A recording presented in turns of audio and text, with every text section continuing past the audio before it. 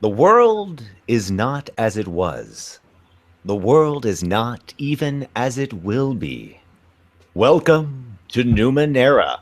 Hello, ladies and gentlemen. I'm Leeman Kessler, and I have been invited to run Monty Cook's Numenera for Microphones of Madness. Um, I'm here with the charming hosts of Microphones of Madness, Steve and Rodney, and we've got our special guest, Molly Tanzer. Welcome, Molly. Thank you very much. So, yes, hello. Where are these charming hosts again? Oh, well, they're on their way. They're a little late. Right now, you're We'll playing with the scrubs. Talking about that other podcast. Precisely. So for folks who are unaware, Numenera is a post-apocalyptic setting, but it's so much more than that. It's, I don't know, it's like meets heavy metal, meets more Zardoz. Maybe I'm focusing on the wrong aspects of the game. It's very, Arthur C. Clarke. It's kind of magic and technology all blended together. The idea is that it's not just, our post-apocalypse, but it's several iterations of the worlds, that have come and gone and died and built on top of each other like a palimpsest. And what's left is this sort of rich compost pile of strangeness and wonder. And we're going to be exploring a small portion of that this evening. The game is unique in a couple of interesting ways. As the GM, I will not be rolling any dice tonight. I am not allowed to. All dice rolling is carried out by players. I will threaten the players with various challenges and monsters, and the occasional GM intrusion, which is a special mechanic of the game, which we will know is going on because you will hear this. That is the sound of me intruding.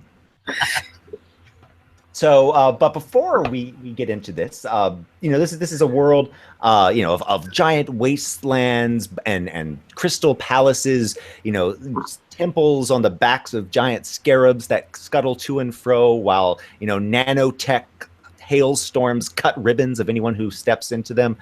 So anything that you can kind of imagine and play with, you can put into this world. And I thought it would be a fun world to have with the Microphones of Madness crowd and Molly. And Molly, you've been doing some gaming with the guys for a while now, haven't you? I have. I'm playing in a Cult Cthulhu game.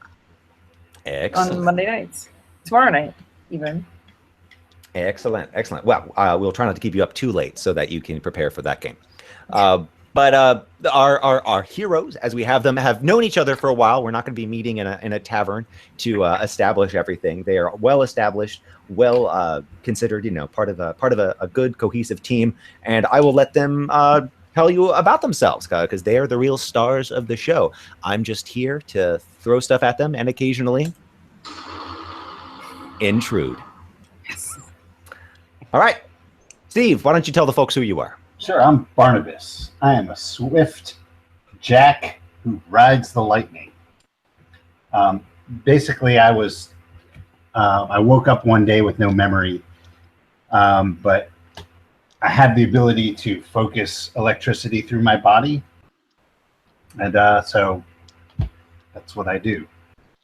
I have nightmares about my past, but I really don't know anything about it. Sounds good. Rodney. I'm playing Rin. He is a clever glaive who carries a quiver. He's a bit of a bowman and pugilist and kind of a bit of a troublemaker. Ooh. Yeah. Excellent. And Molly. I am playing Haarna Paarter, who is a mechanical nano who exists out of phase. So I'm always slightly out of kilter with reality. And I was once a human woman, but I have been made into a sort of cyborg at the whim of a noble house what owned me back before this game started. But I escaped. I don't remember how. But whatever happened gave me the ability to phase through matter. and maybe related to my escape. I think that's all I've written down. I have terrible handwriting. Okay. So this game pretty much I'll be trying to describe for folks. It breaks down into there's only 3 classes. There are jacks, which kind of correspond to rogues. There are glaives, which correspond to fighters, and there are nanos, which correspond to mages. And what the game then does to really set them all apart is it gives you a descriptor. So we have clever, mechanical, and swift. And then you have focus. What is it about you that sets you apart from other glaives, other nanos, and whatnot? So yes, we've got our glaive who carries a bow, our jack who rides the lightning, and our nana who exists out of phase. So that's how the game kind of plays around, and it's really fun and clever. I like it. It allows for a lot of versatility, so that you don't just have I'm elf, I have bow. You can play around with it in a lot of interesting ways. So our story begins with our adventuring team. You guys have joined a caravan making its way across the wasteland. It's a very peculiar caravan. All the members of it, the native caravanserai folk, wear these tattered yellow robes and these pallid clay masks. So you've never seen them, and they ride these lumbering wicker creatures, sort of like a horse maybe, but they're all kind of crudely put together. They seem to be able to carry really large burdens and are able to move and withstand the harsh winds and the stinging dust of the wasteland. But they are wicker. You can see through them. They look sort of like strange kind of rattan chairs or baskets. And when one of them tears, you see the folks in yellow robes sort of scamper down and weave them back together, and then they continue on their way, animated by whatever strange force keeps them going. And again, you've been with them for I'd say you've been traveling with them for about a week now, making your way to a pretty well-known industrial hub that's outside of the main kind of blasted wastelands you guys have been dealing with. What brought you to these wastelands originally? What have you guys been searching for, or what are you running from? Cash. I am definitely running from my pursuers who are pursuing me, as you might think, them being pursuers, because I am definitely not allowed to be out here on my own or not serving them.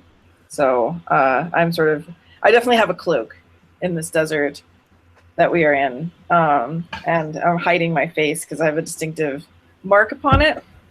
So I'm running from my past. Excellent. In short. All right. Okay. I'm here because the money was good. And are you guys sort of accepting money for protecting these folks, or are you looking to scavenge? A big part of the game is looking for what are called ciphers. Ciphers are the items that have been left over from previous iterations of the world. They are magic items. They are strange, powerful nanotechnology, and they kind of are the meat and potatoes of this game.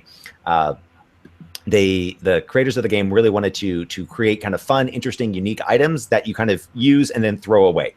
I think of it kind of like playing something like a collectible card game, and these are the things you kind of shuffle through your deck. So our heroes have started with various items, some of which they know about, some of which they don't know about. And as the game progresses, they'll sort of look for more. But that's kind of the main economy is playing around and bouncing around with these different ciphers.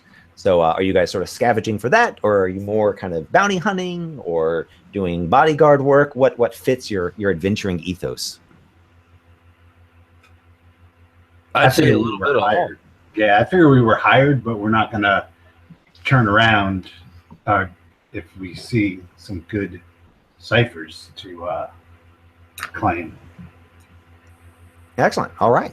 Sounds good.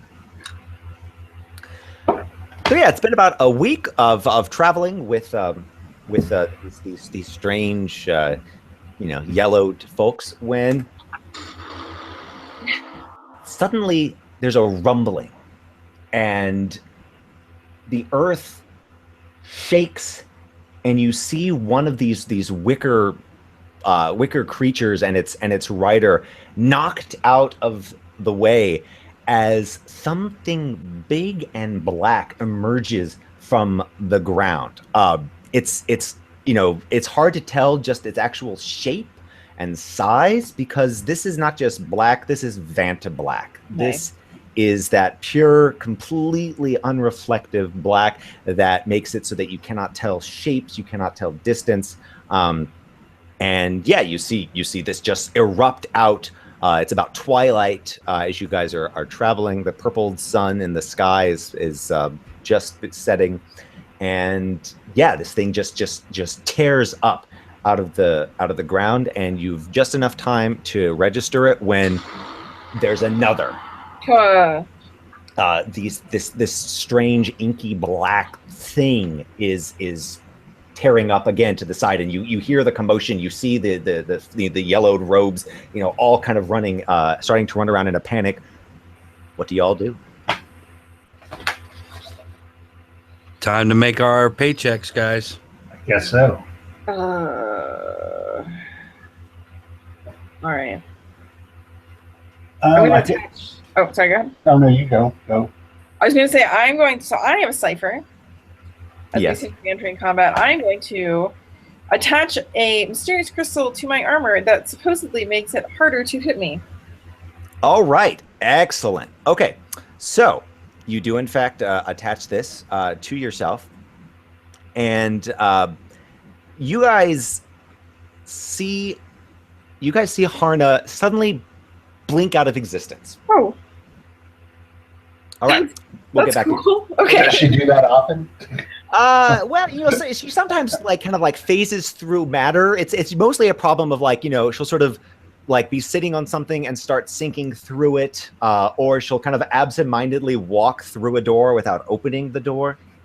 That's mostly what you see. You've never quite seen her just cease to be.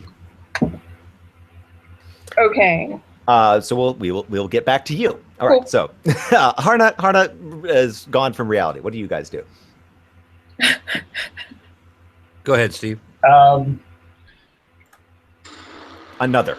Again, there's just mad panic all around.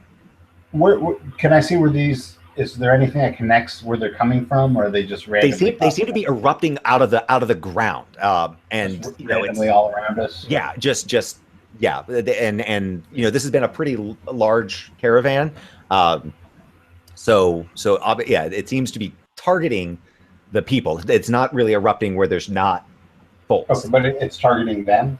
It seems to be every time one comes up, it scatters the group or knocks folks aside. How large?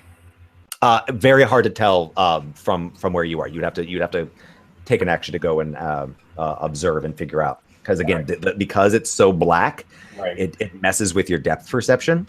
You saw it. It's large enough to knock these folks and their mounts Right. Away. So it's not insubstantial. But seeing it, it's like seeing just a swath of rectangular black, emerging from the ground. All right. Well then, I guess I'm going to try and angle closer in. I guess take that as my action. Okay. So try and get a better look at them while I ready my PRing. All right. Are you using a kind of a particular skill, or are you trying? What are you sort of trying to? You're just trying to kind of get an. I'm just trying to kind of angle away from the business end. Okay. But kind of come in, so kind of at an angle. Just. All right. So yeah, you begin making your way towards it, and you can tell it's large. It's at least as wide as a person, but it's hard to figure out what exactly it is. It just looks like blackness. Is it all the way out of the ground, or is part of it still? It seems to still be in the ground. You don't know how. Yeah, once they're up, they don't seem to be moving. So it does seem to be planted in the ground. Okay. Rodney. Well, since I'm trying to get paid here, I'm going to run up to wherever the closest one came up, disrupted the caravan people, and try to rescue anyone that might be down or hurt or anything like that. Okay, yeah, you're definitely able to get folks who have been knocked from their mounts. There was there was one wicker creature that was completely just torn into, again, this kind of rattan material, and its rider was knocked significantly away. You're able to go and get the rider up on their feet, so that's not a problem. Molly. Yes. Suddenly you are riding in the caravan, and there's the strange black things aren't there. There's no chaos. It's about, it looks like everything is normal, and then you see the first one emerge again, and you blink back. If you guys see her again, it looks like you're slightly unstuck in time. Oh. Okay. Holy Billy Pilgrim, Molly. What do you mean that's what it looks like? You suddenly found yourself right Okay. before the attack by a few seconds, and then back a few seconds after that. So you seem to be shifting slightly through time, not like hours or minutes at a time, but like seconds. Okay. Which you can imagine would make you difficult to hit. It would make me harder to hit. That is true. All right.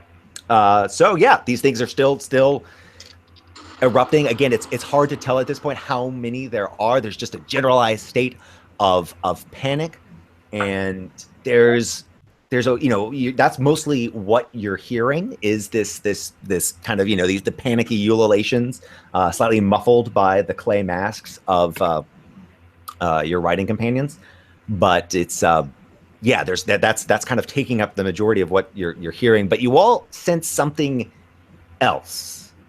There's Molly, you in particular can sense something else is going on, especially since you kind of got a chance to go back to before the chaos and back into the chaos. You sense there's some other element amidst the din that's not just people screaming. Okay. Do they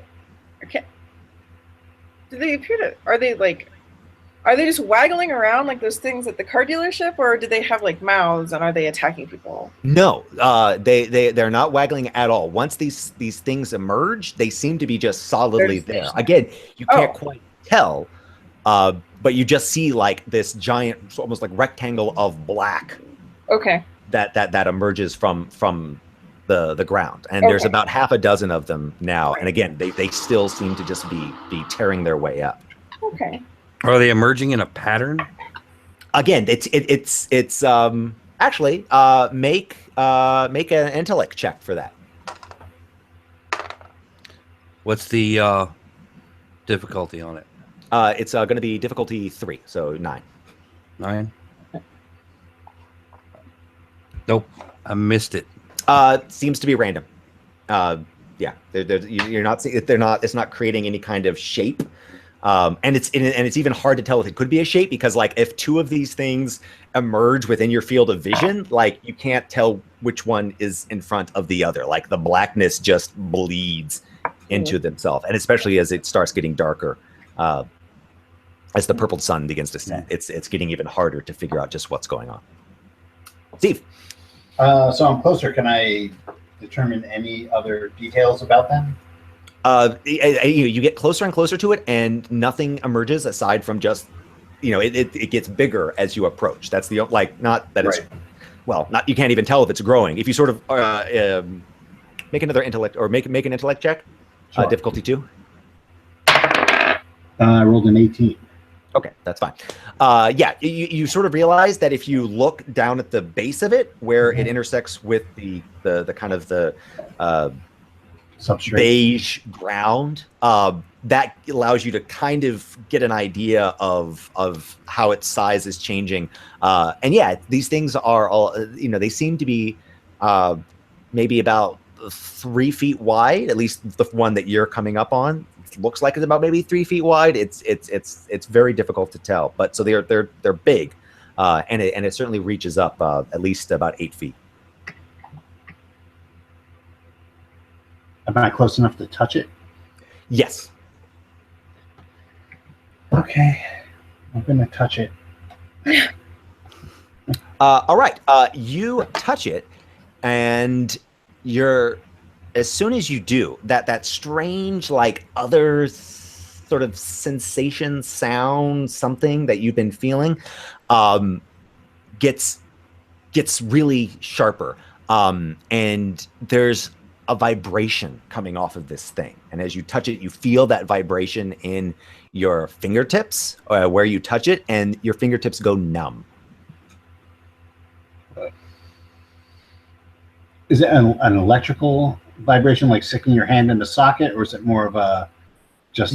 It's like bringing your hand to a tuning fork and feeling the vibration coming off the tuning fork, and then as soon as you touch it, you can't feel like the material. Like, it feels hard, like your fingers stop, but you can't tell whether or not it's cold or hot or what. Your fingers just kind of go numb.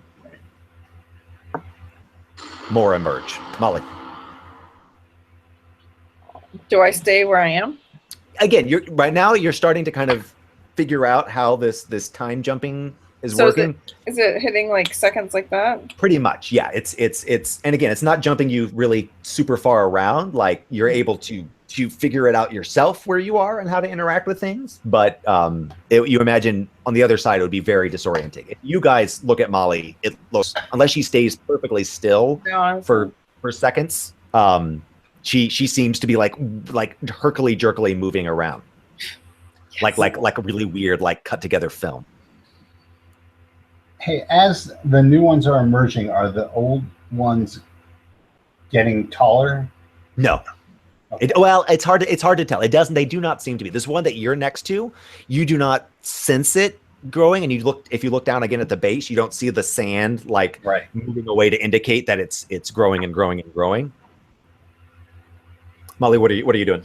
I guess I'm gonna try to get close to. So I have a weird feeling about all of this, right? Yes. I guess I'll get close to another one of them. Do I notice a pattern? Make that intellect check. That would be a big no right there.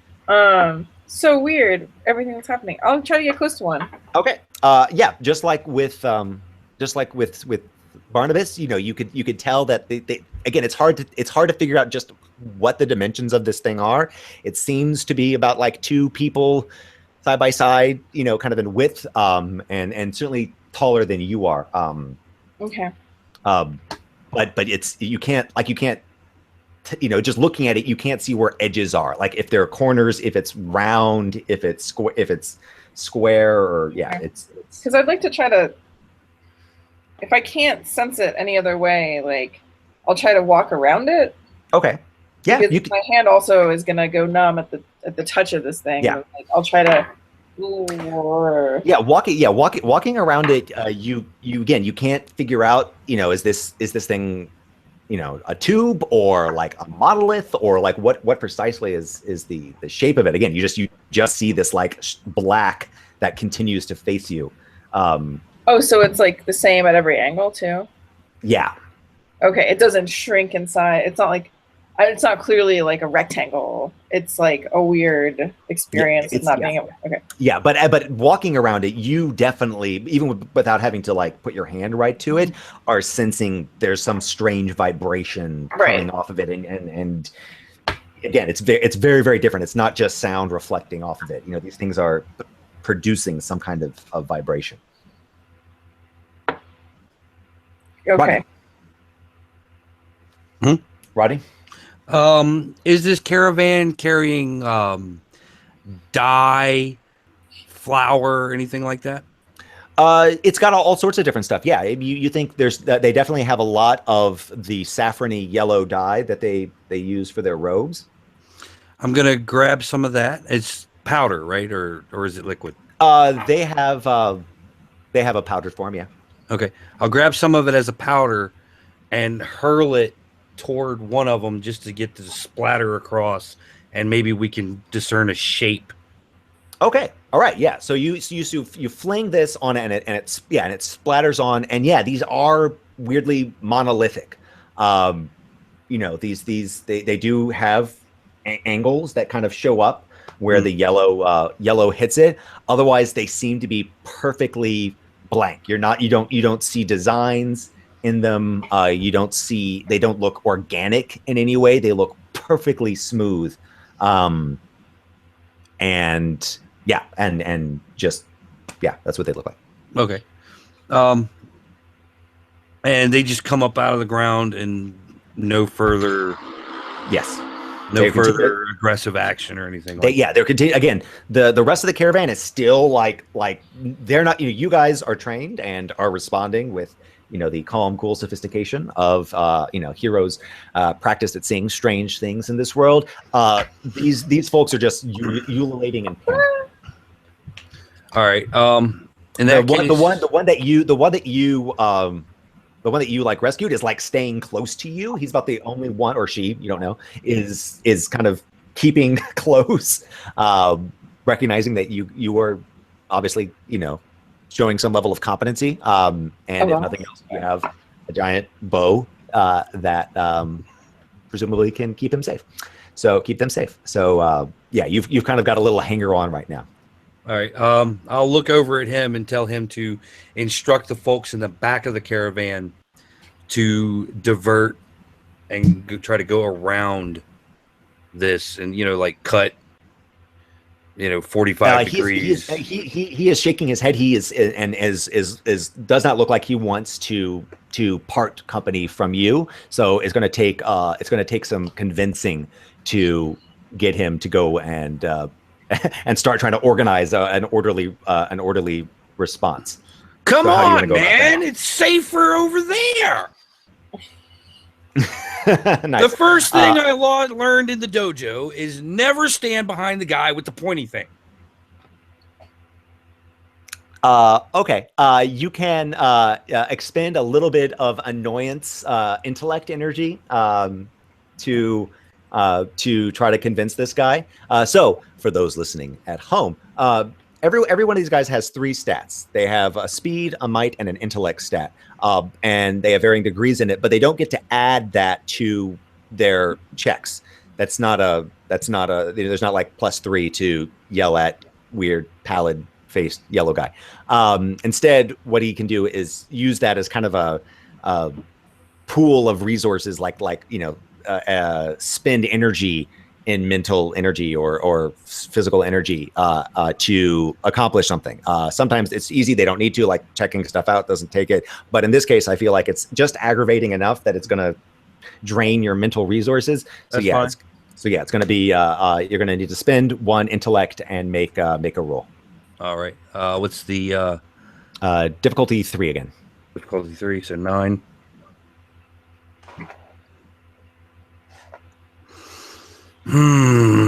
Yep, that's fail. Okay. And also remember to let me know if you guys ever get a 1. Oh, I did. Oh. For what? Did I recognize a pattern check? Oh, okay, that's fine. I didn't put it because it didn't seem like a super consequent, like. I think in theory I should be tracking those more because those let me mess with you guys when you roll failures. I get to do more strange things to you, but I'll keep it in mind. Sorry. So let me know when you guys poop a hammer, as we used to say. Roll a 1. So okay, so yeah, this guy is unconvinced, and now you have a slight headache from having yelled at this guy unsuccessfully. Steve. I'm going to let a small current of electricity flow through the thing I am touching. Oh, okay. So you're using your main sort of zap ability? Yeah. Okay.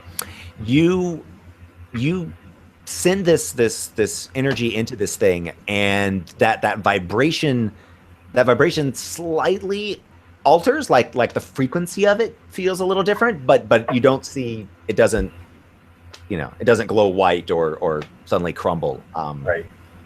But there is you do detect a slight shift. Am I savvy enough to know what the interval is? What do you mean? Between the regular vibration and the new one? Oh, it's just because you're just touching it, you're able to feel a slight shift, but not enough to know what that would mean or what significance that is. Just okay. Yeah. All right, back to Molly. These things are still erupting. There's still panic. You see your friends. You see, you've got Barnabas is kind of fondling this thing. Although again, you actually can't really tell. You can see his hand is out, but you can't actually tell if he's touching it or if he's 10 feet away from it. You see where there's a giant like mustard yellow stain across one of them near Rin, and you see a little guy like clutching at Rin's jacket. So that's that, and there's just generalized panic still everywhere. Great. I am going to scan the area. Oh, okay. So, would you like to explain for the folks at home what scanning is? I have an ability, a special ability called Scan, which means it can scan an area equal to a 10-foot cube, including objects or creatures. Okay. And then I will find out interesting things about them ostensibly. All right. So go ahead and I assume you have to just roll an intellect for this. It just says it takes 2 intellect points. Oh, it just takes 2 intellect. So for you, that'll just be one intellect point. 1 intellect point. So yeah. All right. So what area are you scanning? I am going to scan the area in which these things are erupting from the earth. Okay. So you sort of reach out. What does your scanning look like? What do you have to do to activate it? Oh, I have a mysterious vial that I sip on before I do anything. Excellent. All right. So yeah, you'll see her chug her 5-hour energy drink, and So as soon as you kind of reach out to this thing, you sense an incredible amount of psychic energy, right, emanating off of this thing. Oh, okay. And you sense it sort of shooting out. You sense the psychic energy sort of shooting out, but almost more kind of disturbing is how far down you feel it emanating. So this source is not directly coming from the monolith itself. Something deep below is the actual source. Gross. Yeah. Okay. But these things are certainly channeling whatever this energy is. Okay. Interesting. Cool. That was my action. All righty. Sounds good. By this point, you guys have seen all this running around in chaos. But then there's a slight shift. You've been hearing these cries. Suddenly, some of the cries are cut off. You said the masked. Yeah. The sort of the masked folks, like you sort of you kind of were making a mental map of sort of where everyone was scattering to, so you can have an idea how to get them back. You especially, Rodney, were kind of trying to keep track of just where everyone is. And one area suddenly there's it's a bit quieter than it had been, and that they certainly haven't been listening to you because you were going to send your guy out and he's still clutching at you. So something is slightly changing. I guess we'll go back to Rodney. I'll head that way. All right. What's going on over there? You begin to leave kind of this cluster where you've been with your pals and the yellowed monolith, and in the twilight gloom, you see the kind of glimpses of the yellowed figures being scurried away with. Something is taking them. You can't quite make out in the chaos, in the dark, in the twilight, just what is going on, but they're being absconded with somehow. We got action over here. All right, you hear that there's action over there. Steve. I will go to where the action is. Okay, so you leave. You take your hand away from the monolith. That you can still sense that vibration now that you've definitely touched it and can recognize it. You can sense that vibration, but it's not nearly as strong without physically touching it. There is still no sensation in your fingers. They are still completely numb. So I'm rubbing my fingers. All right. And you begin to race towards where Rodney, towards where Ren kind of warned you. And yeah, you see, you see kind of these the yellow shapes kind of drifting. And there is one guy has grabbed hold of sort of one of the wreckage of these wicker beasts and is moving more slowly. And you see kind of pulling on him this emaciated, it looks like a person at first. You sort of see these sort of emaciated hands kind of, clutching and grabbing. But there's something wrong. Like in the shadow, you can't quite make out what's going out. You can't see a face on these things, and there seems to be maybe extra limbs. It's hard to quite tell, but something is grabbing these folks. Do I have time? Do I have time to let loose a dart? Yes, I will allow you to let loose a dart. I will let loose a dart at the emaciated thing. Okay. So that is a light weapon. Excellent. All right. So that means the difficulty is one step less.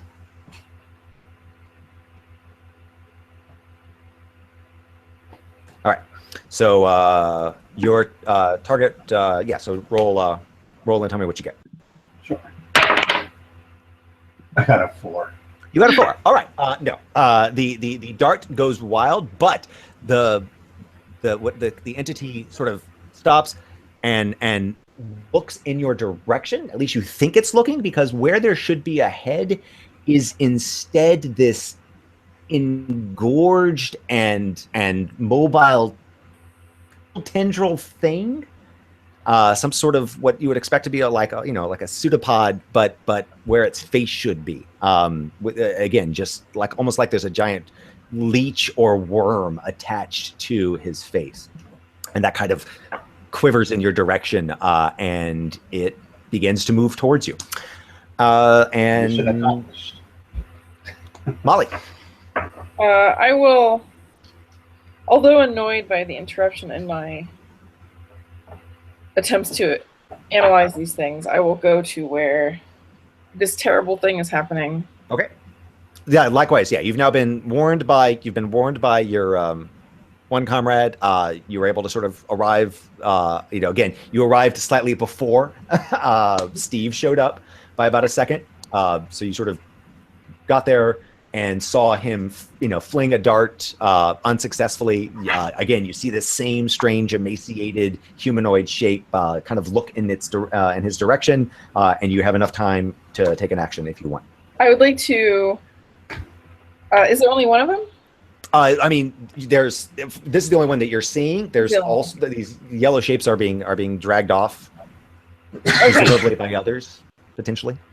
I am going to onslaught this person. Oh, dang. All right. Tell the folks at home what onslaught is. Onslaught is one of my special abilities. It is a free action for me because I am smart. And it attacks foes physically or mentally within sight range, does 2 points of intel damage, and ignores armor. And I have elected to do psychic damage tonight on Microphones of Madness. There we go. All right. So, go ahead and roll. You're just blasting this guy. Okay, what's the difficulty? I will let you know whether it. Pardon me. That's hard on me. That would be a 4, so probably not. No. So Team 4. So you kind of how do you activate this particular ability? I took another chug on my swig thing. All right, so you take another swig and you kind of focus your mind on this, and you get that for an inkling, that same sense of reaching out to the monolith. There's that weird similar energy coming off of this strange figure. Where I think it's time to go into initiative. So everyone is going to essentially make a speed roll. So I have I'm trained in initiative actions. Okay, so then that's the question, because you can't add to it. I think everyone. Let me take a quick, So you quick just look. roll the number of your. Yeah, I think it's how it works. Oh, sorry, people at home, that we are dealing with weirdness of initiative, joys of playing a game.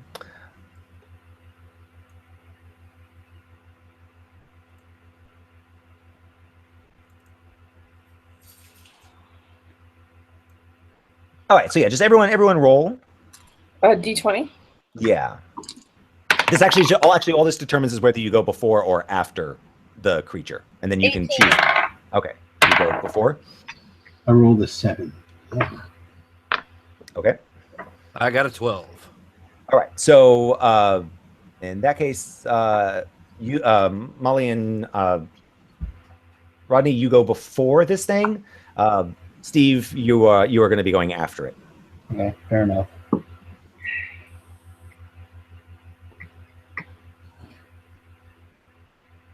All right. So again, it's up to you guys who you want to choose to go first between you, Molly, and Rodney. So Want to roll for it, Molly? Sure. Okay. All right, D20. That would be 12. I got a 1. Okay. So you're first. That would be me. Okay. I'm going to try to lash this guy with my whip. nice. Lash away. That also does not work. What is that? No, numeral 3. Oh, okay. No, that will not work. All right. So yeah, you sort of you fling out your whip, and like its head sort of weirdly like kind of whips the whip away. Okay. So there you go, Roddy. Yeah, I'll take a shot Do it to it. with the old bow. That would be a 9. That will do. That will do. All right. All right. Bow's medium weapon, 4 points. Nice. Okay. So yeah. So your bow sort of like sticks into it and sticks into it pretty hard. Like it's you know you don't hear anything. There's no mouth that you can discern. So there's no scream, but you definitely see that strange tendril head kind of wobble angrily, and it lunges for you. Nice. Will you defend? I will defend. All right. 7. 7. No, that will not do. So it lunges on you and essentially tries to tries to kind of overpower you. Just it's knocked you to the ground, and it's beginning to kind of whip its head around and kind of wrap that head tendril around your body to like hold you to it. Oof. All right, Steve. All right. I am going to. I'm assuming. Are we all attacking the same one, or are there different ones? Well, as you are kind of looking and seeing, you see 3 more kind of beginning to encroach out of the gloom and approach your group. Okay. But they're not on you yet. Okay. So I'm That's going the to take my Yari, and I'm going to try and poke the one that has Rin pinned.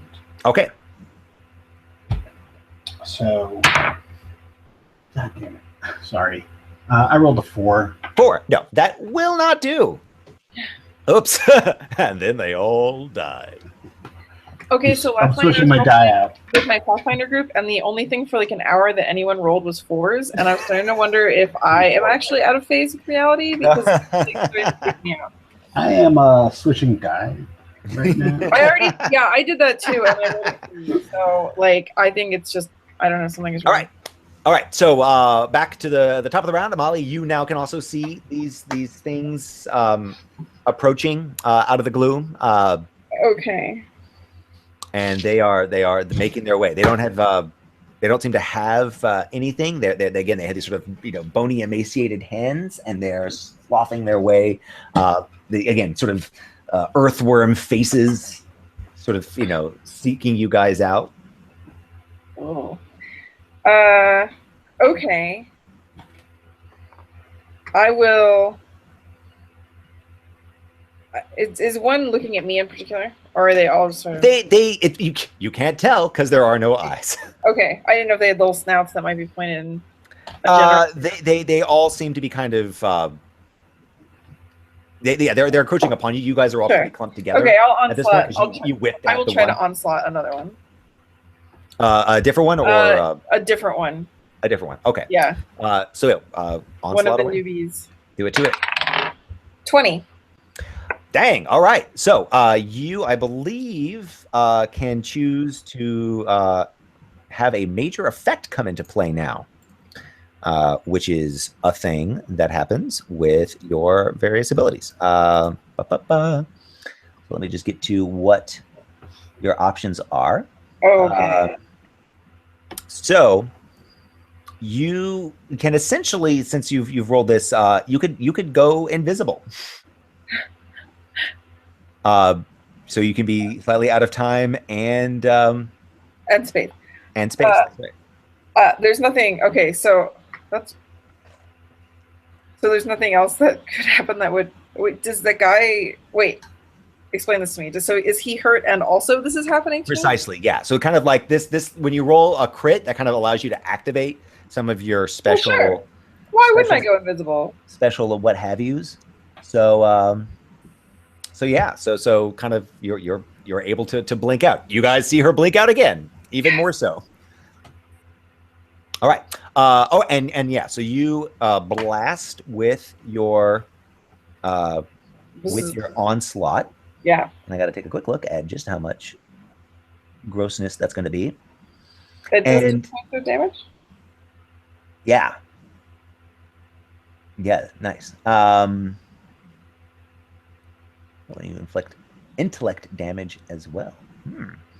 Okay, so yeah, you blast into this thing, and it's really hard to penetrate this defense. Like you managed to just the fact that you went invisible kind of as it happened, and it sort of forgot about you, allowed you to kind of get in, but it was incredibly hard. And you blast in, and yeah, you get that same strange, vibratory psionic energy. You were right in there, and these things are definitely connected to the monoliths, whether or not the monoliths are calling them, whether or not they have summoned the monoliths, you can't be certain, but there's certainly some connection between the two. Okay. All right, that's you, Rodney. So I'm grappling with one, right? Yeah, so one is like is wrapping around you, with its head, but also it's like its hands are starting to kind of look for, nooks and cranny in your armor to kind of, slice at you. So okay. Yeah, I guess I'm going to try an uppercut, like a body shot. Nice. And since I have no use for weapons, my fists are medium weapons. Awesome. 9. There you go. All right, you are able to smash this fella, and sort of it's still on top of you, but it kind of the force of your blow kind of has it unravel slightly, so you're not as kind of wrapped up in its tendrilous form. Like it's still not fun, like it's still on you. You wouldn't be able to use your bow, but you're not. It's not going to be too hard to if you needed to break away from this guy. It would not be too difficult now. It is not looking good in the slightest. Okay, now they come up. So it's going to try to actually choke you. Like it's going to try to whip its neck around and strangle you. So if you defend, this is going to be might based as you kind of have to okay, boa constrictor wrestle. All right, I'll defend. Okay. And that's a 2, so no. No. Okay. So you take 3 damage, and might damage, correct? Yes. And it is actually you can choose. You can choose to spread this between either might or intellect as it begins to kind of wrap around your neck and make blood flow to your brain a little tricky. Okay. Yeah, I'll take it to might for right now. Okay. But there's your choice. All right. The other 3 though don't see Molly, so they are going to pounce on Steve. Hi. All right, so yeah, so these things are swarming on you, and they are just kind of they're working in a eerie, silent coordination. They're moving like a weird pack, and yeah, they're coming at you, and you need to defend. All right. This is just so you know, and just so the folks at home know. So this is a level 5 attack that's coming at you. So you need 15 unless you can reduce this. Okay. What is it? Speed or might or? Yeah, you could. Yeah, you can definitely. You're still at a place where you can try to dodge and whip out of these guys' way. Okay, so I'm trained in defense speed. Yep. So that's for sure can be. Does that take it down a notch? That takes it down. So that makes it a level 4 attack, which therefore is a 12. 12. Okay, and then if I spend another 2, right, that'll take it down again. Yeah, to 9. Right. So okay, so I'll spend the 2. So now I have 14 speed, and I will try and defend. All right, do it to it. No, I got a 2. Okay. All right. So these guys get on you and just start kind of whipping you with their gross tail faces, raking you with their claws. So that's going to be 6 damage minus your armor if you have any. So I have light armor. Okay. I don't know what that reduces. I don't know your equipment. Okay. So there you go. It reduces it 1. Thank you. Yeah. And what kind of damage am I taking? I assume all this is might, unless you can argue it would be something else. You know, I think that would pretty much be physical damage, right? Yeah. All right, so it's a total of 5, right? Yeah. Yep. All right. All right, back to Molly. Wait, I get to attack though. Oh, that's right. You get to attack. Sorry, I forgot that you actually had a turn as well. All right, so I press the button on my Yari to activate my crystal. Oh, nice. Okay. And I am now... folks at home, these crystals that you hear being activated are the various ciphers. They're kind of one-shot uses, so they will be expended after a set period of time. And yeah, that'll be it. Okay. So closest one to me. Just all right. Whack away. Whack at it. And I rolled a 5. That is not gonna do it. All right. Back to Molly now. Okay. Am I still time jumping? So yes, you're still slightly out of phase with everything, and now no one is. Am I invisible in both time periods? Yes. Okay. I will.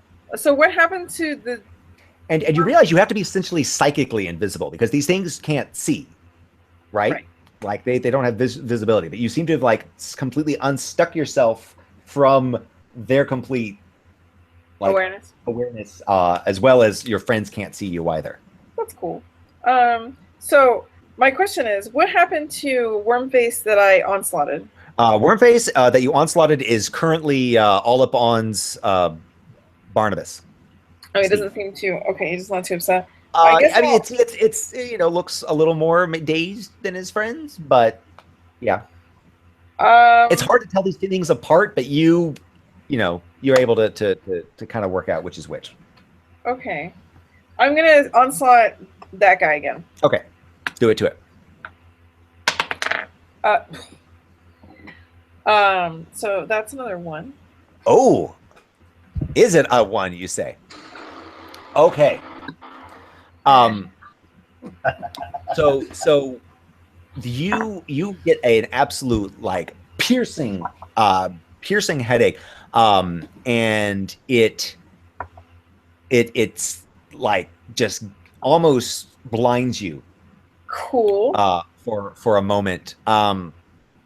And these things, whatever they're like, you got lucky. You got super lucky the last time you managed to you actually get through this thing's defenses. But like like you feel almost a physical pain and revulsion, and your body almost wants to throw up at the idea of trying to reach into these things' mind again. Okay, cool.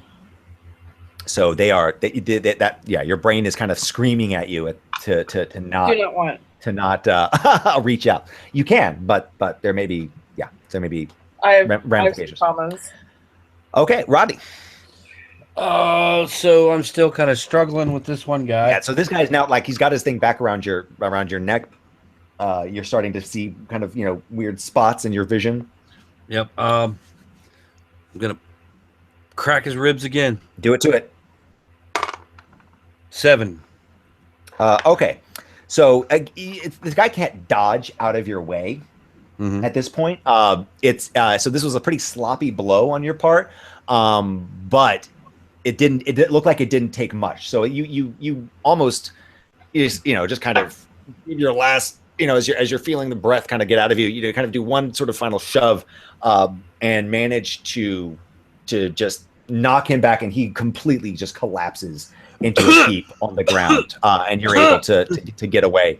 And you see the 3 circling Steve. You have no idea where Molly disappeared to. Be right there. Yeah. All right. The remaining 3.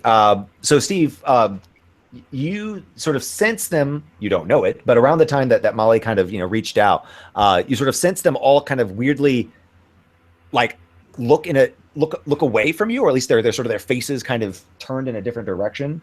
But they then look back at you and resume their kind of their pile drive. So it's again going to be that level 5 to get away from. Okay. I'm gonna once again make the spend. Okay. So you're reducing your so with your defense and your spend, you're reducing it by 2 down to 3. Okay, so that's a 9. Okay. Come on, dice. Nope. Rolled a 4. Dang it! All right, that's another 6. Okay, I have 1. Oh well, it's 5, right? So I have 2 left in might. If that means anything to Okay. my survival. Okay. And it's your turn. No, I'm gonna back off a little bit. Okay. You can move away from them. You Yeah. wanna try, are you essentially just trying to? Are you gonna just try to run away, or are you gonna try to do? Can I get? Is it possible to try and get behind one? Yes, it's going to be hard to flank because again, these things are moving in this sort of weirdly synchronized way. Oh, what the heck! So they're able to kind of they're able to. You can't get behind one without opening yourself up to another. Right. Okay, I'm just gonna attack the closest one again. Okay, do it to it. All right. And I rolled an 8. Okay, and you're using still the zappy to do. Yep. All right, that is that's going to do it. So so with your electrical damage, how much is that? Well, the Yari does 4, and then all you said with the electrical damage was use it with electricity for a while. You were able to sort of tell that one of them seemed a little more addled than the other, like a little more jerky. The one that Molly mind blasted before, so it was a little easier to swing at, and you were able to take it down. So you cleave right through it, and it crumples to the ground, and the other 2 are all that's left. Molly. So the one that you brain blasted is dead. Yeah. I am going to try to whip at another one since I probably don't want to touch the brain of the other. Seems good. So 13. I rolled 13. You did it. All right. Yes, that is certainly going to do it. All right. So and the whip is light, I believe. It is a flight weapon. Yeah. So it's even easier to hit with. What's your damage with that? 2 points of damage. Nice. Okay. So that that stings it, and it sort of again whips its head around, but you're not there.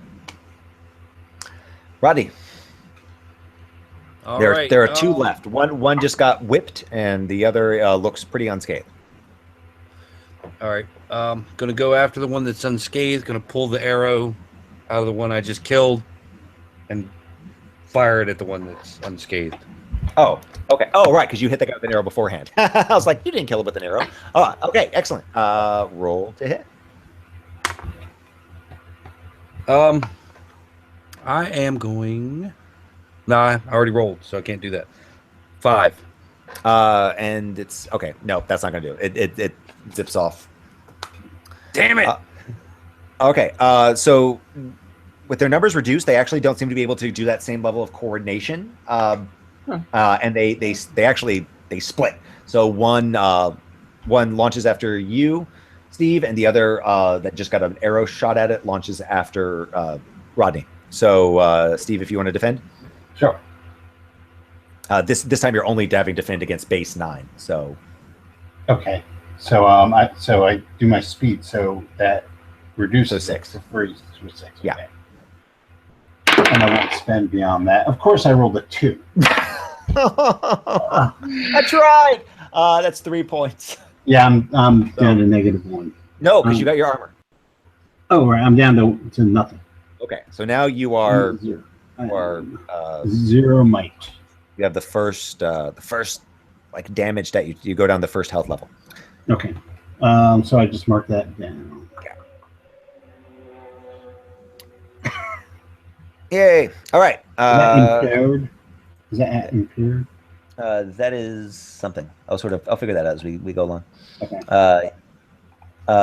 So now Rodney, you need to roll for defense as one of them starts running towards you. All right. This gross, tendrilless face I slapping will, around. I will try to dodge it. Okay. 5. 5. And you don't have any kind of special defenses or anything? No. Will I have not do. armor, that's about Okay. So it'll do it'll do 3. it. After armor? Before armor. Okay. So 2. Okay. And it's on you. It's not trying to grapple you. It was just at this point, it was just kind of slamming into you. Okay. All right, Steve. You are Okay. now impaired. So when you attempt to apply effort, it's going to cost you 1 extra point. Okay. So Oh, all right. that's Well, so it's just harder. It's just harder to do effort. All right. No, but since I haven't been putting any effort into this, Yeah. it doesn't really do anything. I'm gonna just attack it again. There we go. Hey, I rolled a 16. There we go. That hits. Woo! So that does 4 plus whatever the electric damage. And this was the one I think that had been already damaged. So 4 plus. Are you just doing regular electric? Or are you going to channel more electric into it? I would have to say that beforehand. So Oh, would you? Okay. Okay. So all right, that's fine. it's So just regular. so that's 5 damage Cycle. altogether. This thing does not look good, but it's still standing. Molly. I'm gonna whip it good again. All right, whip it away. I lied. I will not be doing that. Or I've Whip it rolled a away. 3. Okay. No, that's not going to do. I'm so Guys sorry. hate us tonight. What? I didn't curse. Okay, we know it's me if it happens again tomorrow. Can't even. All right, Rodney. Can't even blame Leeman because he hasn't rolled. So, yeah, this guy's in melee range, right? He's in melee. But he's not grappled on you. He's just kind of on you. So if you want to, you can pull away and fire if you need to, or whatever you need to do. I'm going to kick him. Oh, nice. Okay, kick away. And just so the ladies and gentlemen at home know, this is the last unused D20 I have.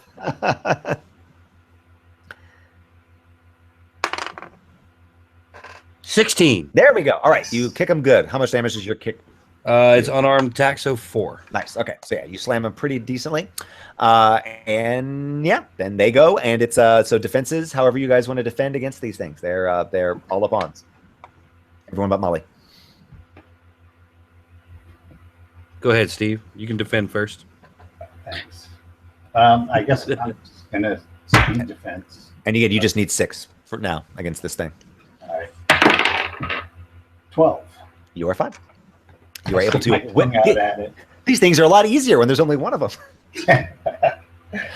Rodney, what are you doing? Are you speed defending, or are you going to try to kind of barrel this guy? How are you defending? Yeah, I'm gonna speed defense. Okay. 10. You are good. Both of you are fine. Back to Steve. Okay, I'm going to try and stick this one again. There you go. And So this guy's not looking good at all. Like it's his movements are getting really sort of like sluggish and jerky. That tinderless face is just whipping I'll spend a erratically. point to charge up my yard. Oh, nice. Okay. So you're this is a pole arm you're using of some sort, or Yeah, it's a pole with a sword attached to it. oh, okay, nice. It's a short sword. All right, so this thing was already kind of, for those able to see, this thing already had this kind of bluish electrical glow around it, and then that like flares up even more as Barnabas's eyes begin to kind of go a slightly blue shade as well. All right, here we go. All the marbles. No, I rolled a 4. Okay, My dice are back. I'm so sorry. All right, Molly. So we've got the really kind of weak one on Steve, and there is there's the folks on the one left on Rodney. You have not heard any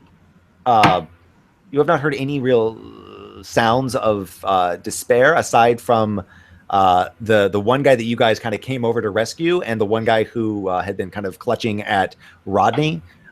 So the two of them are making sort of kind of whimpering noises throughout this whole combat, but you're not seeing or sensing any of the others. Awesome.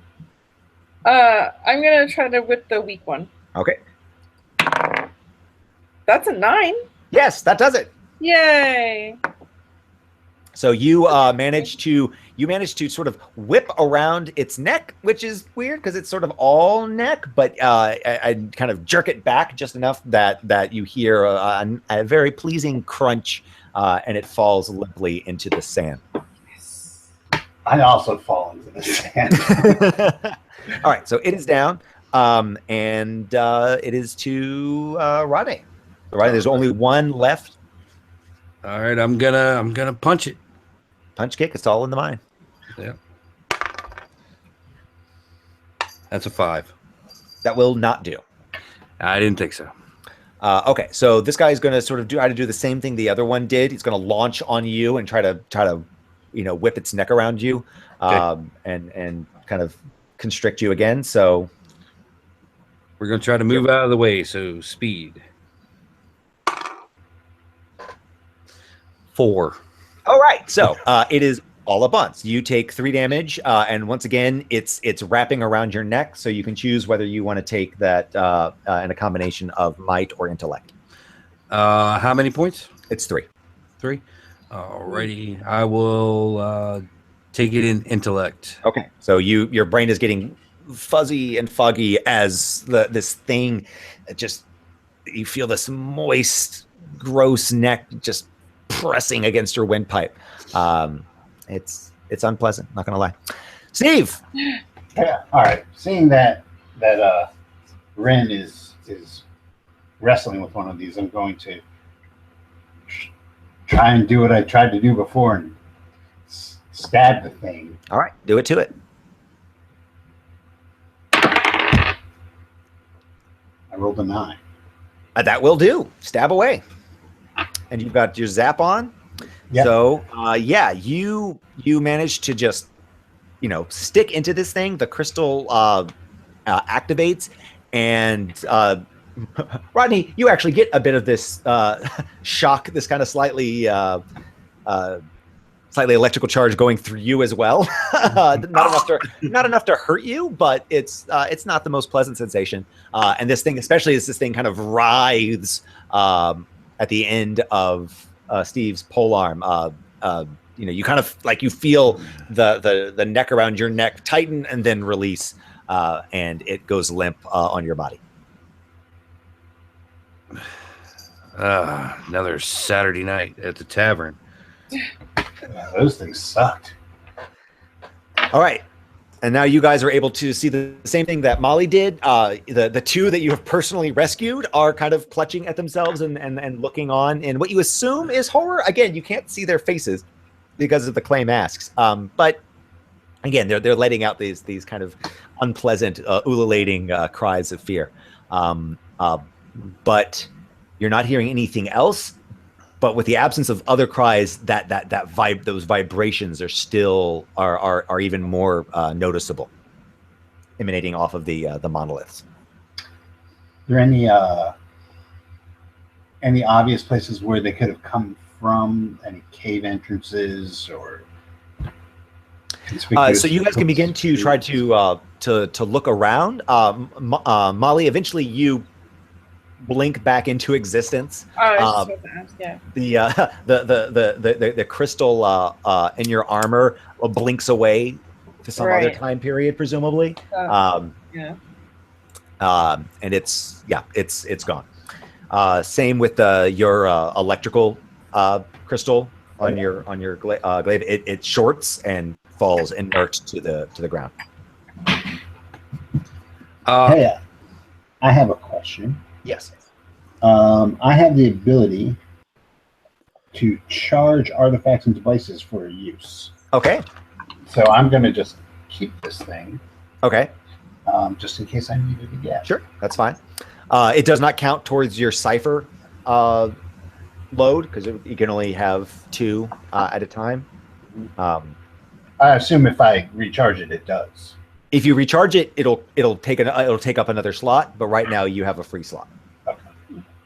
So until you charge it back up, it's just trash. Okay. I'm going to recommend that we rest for a few minutes. Okay. 10 minutes to be specific. Why the 10 minutes of the first rest that allow you to get 1d6 plus 1 points back? I believe that would have been 1d6 is 1 round, and then you build up. Okay. Is this the 2 rounds of healing you're trying to do? Yeah, the 10 minute one. So you're resting for 10 minutes. Oh, okay. You can do up to 4 levels of healing. Yes. Per day. Yes. And we're going to do the level of healing that takes 10 minutes. Okay. And gets 2d6 plus 2. 2d6 plus 2. And are you going to try to do anything else to heal? No, I don't have a first aid kit or anything that I'm aware of. And Steve, I would recommend the same. Yeah, I'm gonna most definitely try and heal myself. So I get 2d6 plus 2. Yep.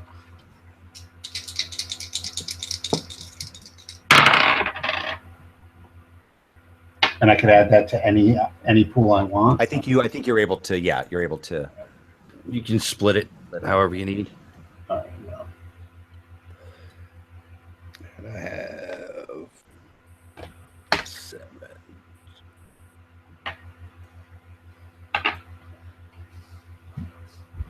You lied, Leeman. You said all we would be rolling were 20s. Oh yeah, I do apologize. Yeah, we would be rolling 20s, d6s, and on occasion, apparently, a percentile die. That's actually the one thing I roll. Is a fair amount is percentile dice for when you like find stuff and things like that. Yeah. Okay, so you guys take this time to rest. I think only 2 of you really need to rest. Molly, I took a point of intellectual damage. Oh, okay. So you can do the short rest for yourself. Sure.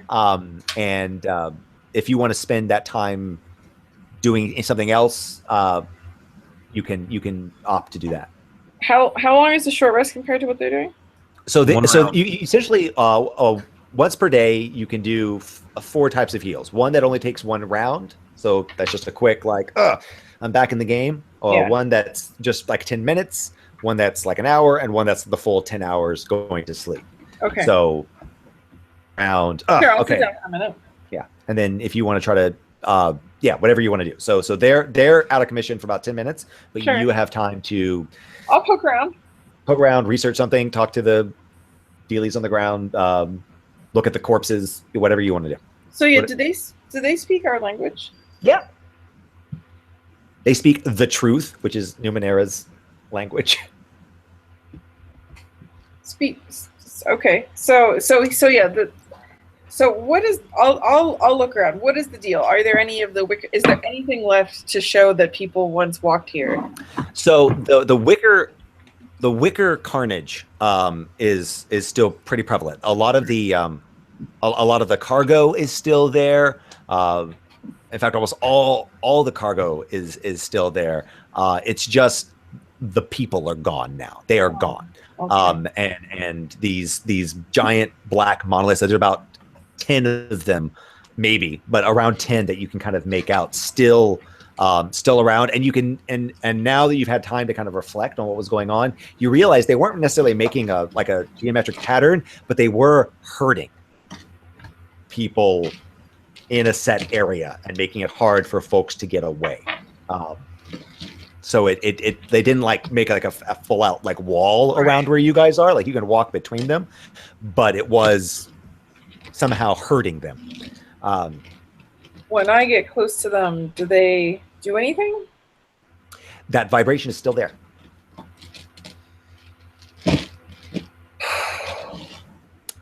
All right, I'll talk to the little guy. Okay. And I will ask him if he's ever seen me before. No, never. You hear come from behind this clay mask. Again, you can't quite tell if it's female or male. Right. No. We've never seen anything like this. Have you come this way before? We've traveled this path numerous times. How recently did you last come through this way? I personally haven't been this way, probably in over a year, but it is one of the well-worn paths between the City of Fire and the Omnisphere. But City of Fire is where you guys came from, and Omnisphere is this sort of industrial hub you're headed towards.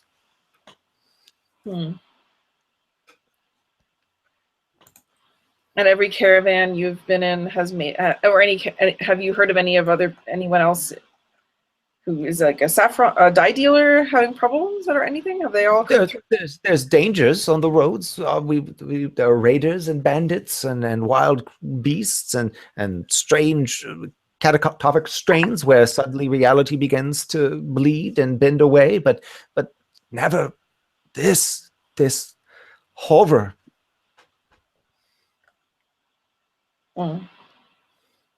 Okay.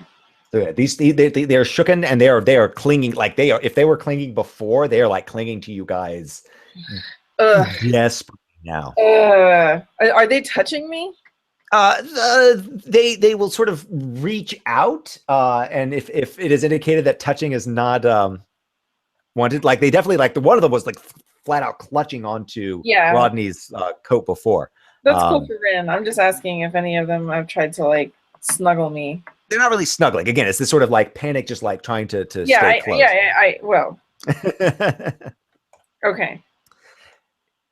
But they're not like gripping you to the ground or anything. They're getting closer than is comfortable. It's a very snuggling world.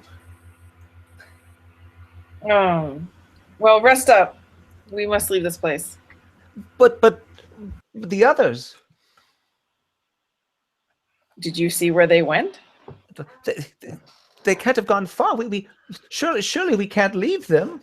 Are there any footprints around? You see, I mean, all manner of tracks and marks. There's carnage all around. Sure. And you see kind of these lines kind of pulling off almost like radial spikes from the center where folks were.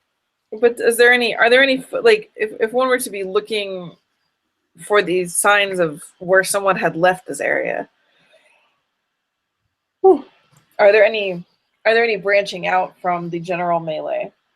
Again, you see a lot of kind of slight furrows where people were dragged. All right, I'll go check it out. But the again, this is all pretty sort of dune-like and sand-like. So as the winds begin to whip around, it's starting to kind of efface and lose sight of things. All right. Well, then I'll poke around as the crew recuperates. I'll try to cast about and see if there's any sign of a quarry. Okay. Looking around, it's going to be really hard to, because these things all sort of go in multiple directions. You sort of follow for a while and then sort of lose sight of the track itself. It's pretty easy to see where you've been because there are still these giant black monoliths sort of marking. Do they mess with me as I leave the circle? Nope, they don't mess. Again, you definitely are still sensing and sensitive to that vibration. As you get away, that obviously the vibration kind of lessens. Right. Okay. But yeah. I don't look. Do you have a name? Yes, I am Markle. Merkel? Markle. Markle. Well, Markle. This is Telos. Markle and Telos. Well, I don't know. I don't know if we can help them. I mean, if we don't know where they went, the best thing to do is get away from here, honestly. Or the other option would be if we build a camp, set camp and build a fire, they'll know it's safe and can come back. They might not be able to see us in the dark. Well, true, but these things clearly... Plus, we haven't gotten paid yet. You have not gotten paid yet, no. No, but there's definitely like loot from their camp. Like if you want a sack full of yellow dye, like just take it. But like, sell it on your own. I don't think maybe the circle of enclosure of Banta Black pillars that tried to herd us into worm men are necessarily where I want to sleep. I think we should find who they came from.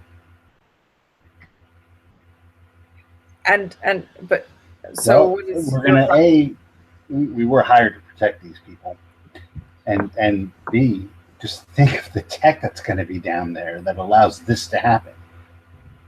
I'm sure we can salvage something out of that and turn this into. It goes down deep.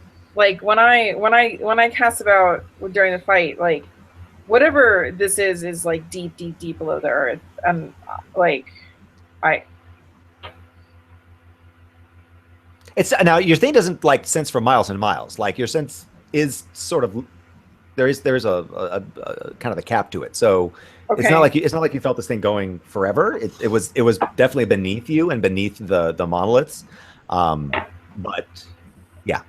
Okay. I mean, I can try to figure out where. I just don't like. What is your plan? Trying to see if we can find an entrance to where they came from.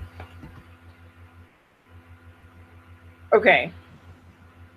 I mean, I can scan around and try to see if I can learn anything through my mind. But there was nothing. I guess I didn't know what I was looking for before, if that's what you really want to do. I still think we should get out of here and take their stuff and go and protect these two guys. We would not take that very favorably, and certainly would not recommend your services to anyone else. Oh no! Out here in the desert, tell it to the hey monolith. They don't recommend our services. Like, oh no! You were supposed to be people of honor. Are we? Well, yes, I am. I don't know about you. Yes, that one there. He's very honorable. Well, but he's also sitting down. I'm just saying. It's not so much the honor, it's just the loot. Yeah, I'm just saying that dye is probably, they're caravanning it there for a reason. Like, we could pick it up and we could take it and leave. We are still here. You can't have our dyes. Well, you can pay us in the dye when we get the two of you to where you need to go. But no, we need all of you. You were meant to protect us. Protect. That's c'est la vie. Like, what do you want? Like, I want my friends back. Little dude, all right. I'm going to try to Jean Grey some information out of this area. All right. So you are scanning once again. I am scanning once again, yet again wasting another one of my pool for these worthless little Jawas. So, How dare you? You leave my Carcosan Jawas alone. Okay, so yeah, you take another swig. Now that you have an idea what to sense for, especially now that you've dug deep into the worm brains, you are able to sense. You're able to sense, sort of the tendrils and how this thing spreads. It's almost like if you've ever seen when they pour like liquid metal into an ant's nest, and it shows like all like the kind of the tendrils of. Do they do that? Yeah, they pour like liquid metal and then pull it out. You see like what the ant's nest looks like in like 3D. YouTube thing. That's the kind of the sensation you get. You're able to kind of sense. Before you just sort of sensed monolith, sort of source. Okay. But now you're kind of able to get a slightly more granular sensation, and you feel like you could use this to find an entrance into whatever is beneath. I'm also allowed to sense creatures. Do I sense any of these gross outs underneath the earth? You're sensing some of those signals, yes. Okay. All right, fine. We can go, I guess. All right. I'll tell the Jawas to go ahead and set a camp, light a fire for when the guys come back. They're underground. No, I'm his buddies. Yeah. His buddies And were we'll- taken. That's what I was trying to sense. That's what I meant when I said gross outs. Jawas. Are there any Jawas under the earth? Or Are you sensing for them? Yes. You are able to sense a great deal of that residual more human psychic energy. Yeah, they're definitely under the ground with the worm people. So that probably bodes extremely well for them. So we should probably stay here because they're definitely not going to be absorbed or something overnight. So I guess if you want to stay here, that's cool. But like, also we could just leave. Eh? Well, I would like to get paid. The die is the pay. We can't have our dies. What are you gonna do to stop me? That's what I want to know. I'm just gonna like fling myself onto the earth and just like exhausted by this interaction. I owe Ribba the Slug Rin. And that's what he wants. He doesn't want die. He wants cash. We can Shins. sell the die What's for some cash. shins? You can't sell our dies. They belong to us. Cash me outside. We're already We are outside. outside. All right. Well, Come I don't on, know about Nebula. you, but 10 minutes has something's powering this. And I need to find out exactly what it is. Let's rock and roll. I got a torch. All right. So yes, using Haarna's sort of psychic compass, you are able to find one of the tunnels that these things made. And again, you would not have been able to find this visually. These things are incredibly sort of well hidden throughout the sands. You have to kind of dig a bit, but you find a hatch, and the hatch opens up into what seems to be a fairly man-made structure. This doesn't look like just carved out of rock. It's like going down into almost like a manhole.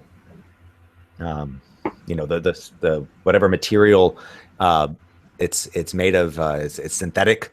There's handholds, sort of a ladder for you guys to make your way down, and you find yourself once you get on the sort of the bottom. There's another large kind of door that you can go through. Otherwise, this chamber you're in seems pretty empty. It doesn't have a great smell to it. The weird kind of vibrational psychic energies are giving you a bit of a headache, Molly.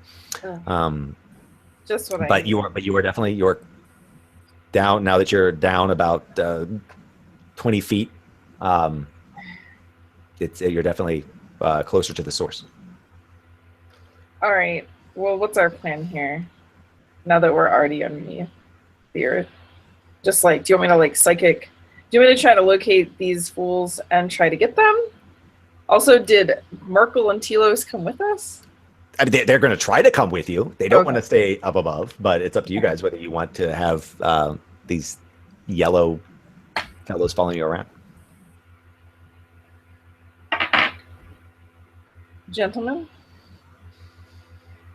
I don't care if they come or not. All right, fine. We can use them as a meat shield. Do we want to just try to go one by one, and I can try to navigate us through this hive or whatever one would call a worm enclosure? All right. Mound. Trying to figure Again, out who should go in front. So there's a bit of a disconnect. The psychic map you got of this place was of that very like organic, tendrily sort of thing. Everything you're seeing so far is very clean, Right. old, like there's sand and dust and stuff that's come down, and there's there's organic smell to it. So it's very disconcerting. So the physical layout is different from the psychic layout. Psychically, precisely. But it's not this isn't like that same Vanta black material. This is kind of gunmetal gray surroundings and whatnot. All right. Well, who wants to go first? Not me. Okay, I'll go first then. All right, and there is. I will go second. So there is a doorway there, and there is an access panel that seems to have been active at one point, but there's no real light or anything coming from it now. So it looks like you can just open up and make your way in. All right, open it up. All right, so you open up and walk through. And as soon as you do, suddenly your feet are off the ground. And you make all five of you now are kind of in through this. The door behind closes, and you are floating in what appears to be some strange zero-G environment. Everything is still that same synthetic gunmetal gray. You're in a corridor now that's racing along in a straight direction, but you are floating. The enemy's gate is down. How is there anything that looks like might be able to stick an arrow into it? Yeah. There's various places you can. The walls are not completely sheer, so yeah. There's slots and Okay. areas you can stick an arrow to. And how long is this hallway? This hallway seems to go about 40 feet before you get to another door similar to the one behind you. All right. Well, I just happen to have 50 feet of rope in my. Oh.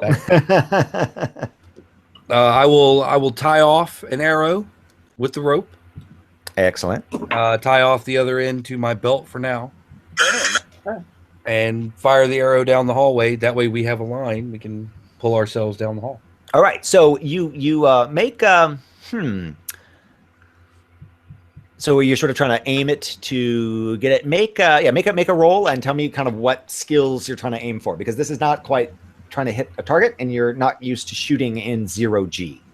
All right. So what are you trying to do? You're just trying to like give it enough force to embed. All the way down that's pretty much what I'm trying to do. Is trying to anchor it at least somewhere. Okay, that so way we can pull ourselves. In that case, yeah, because of the strangeness of this going to be a difficulty 5 unless you can find ways to bring that down. Oh, let's see what I have. Yeah, I have practice with batshit ideas. Hold up. What?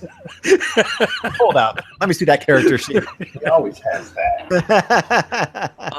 Let's see. I call shenanigans. This is not this. You have balance skills, right? Unless you're trying to I lie, am trick trained. me. I am trained in balance. Let's see. Bum. I will. Okay, you know what? I will allow your. You can use Archer and Pierce. Pierce. So Right. you can use Pierce. Pierce to take it down one, and you can, if you want to spend speed or intellect to apply effort to this, I will allow that. Yeah, I'll definitely spend some speed Okay. for that. I also have edge and speed, Okay. so that's going to be a cost of 2. All right. So that'll reduce it down to 3. So you just need a 9. Alrighty. 10. Nice. Okay. So yeah, you shoot it, and again, it's bizarre seeing this arrow almost sort of slowly drift and make its way across with the rope behind it, like kind of spooling really bizarrely and slowly behind the arrow as it makes it. But you're able to put just enough force and for it. accuracy. Wait for it. And it embeds in the wall, and you guys now are able to tie it off on this end, and you have a drag line. You can make your way down. Nicely done. Thank you.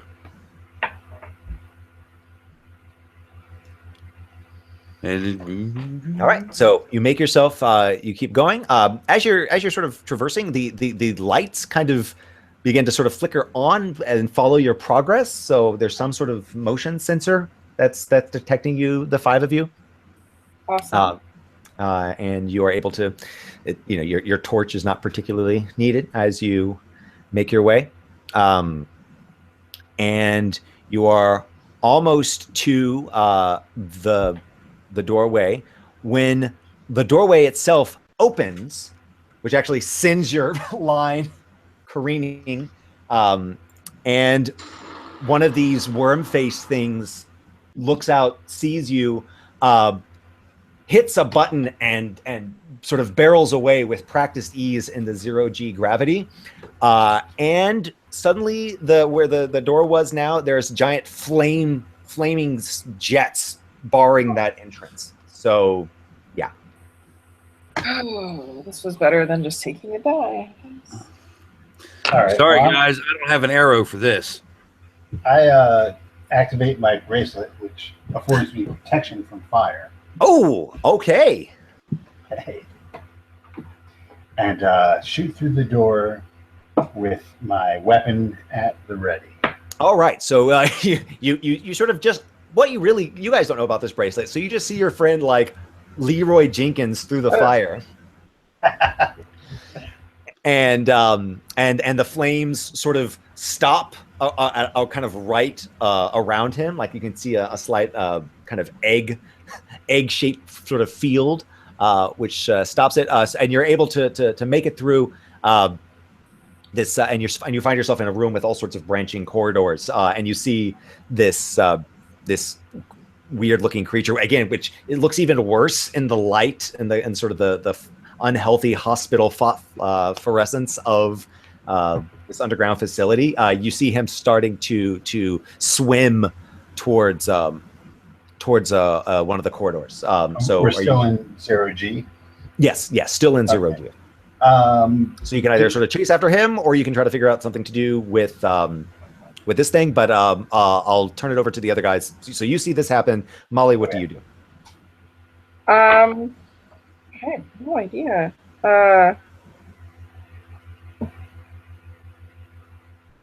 Okay.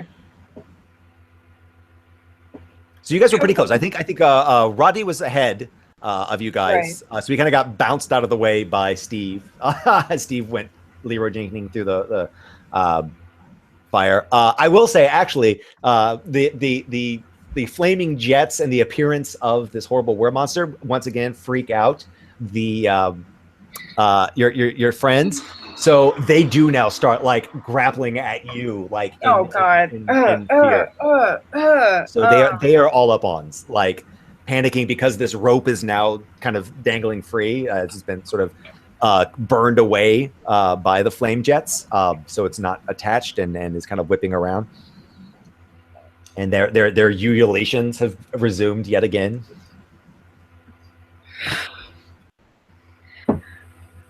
Is the worm guy still in the room? The worm guy is in this next room that Steve just went into. So the next room has a whole bunch of different branching corridors, Right. leading off. So the two of them are past the flames. Whatever activation alarm thing was on the other side of the flame jets.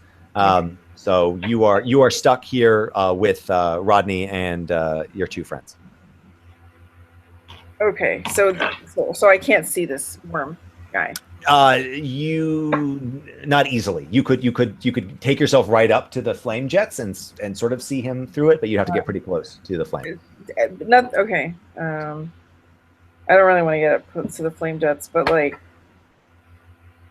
I guess that's my only choice. So I'll try to get these gross outs off of me, and then try to get. I can only use my onslaught when I can see. Okay.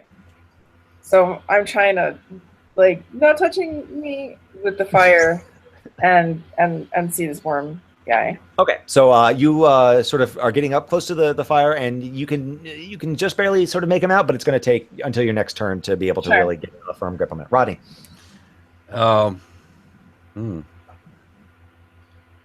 The flames are too big for you to try to shoot between them. Right. Unless you can figure out a way to do that. Right.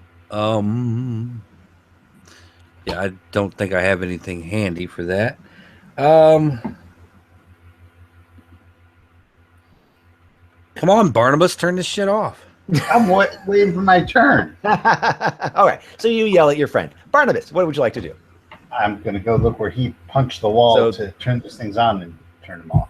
Okay, so you search around, you see the panel that the thing activated, and you are able to kind of toy with it enough that you're able to get the flame jets off, but the thing is able to swim away from you, so you're not able to get to it this round, and it's gone, and you cannot see it.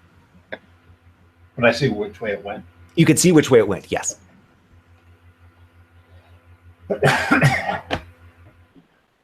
That was my turn.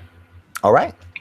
So yeah, so the flames are down. The guys have you've managed to whack them off of you. But yeah, the worm creature cannot be seen at this point. Sally forth. All right. So yeah, there's about five different branching ways you can go in this room. Oh. Do you want to chase after that guy, or do you want to try your luck elsewhere? Well, that guy knows we're here, and he's going to tell everybody else that we're here. True. So we can either try to locate everybody else to get the hell out of here, or we can try to locate this guy, and hopefully we can mitigate him warning all of his companions that we're about. Makes sense. Unless, I still have that sense of disorientation of not being in the same reality, right?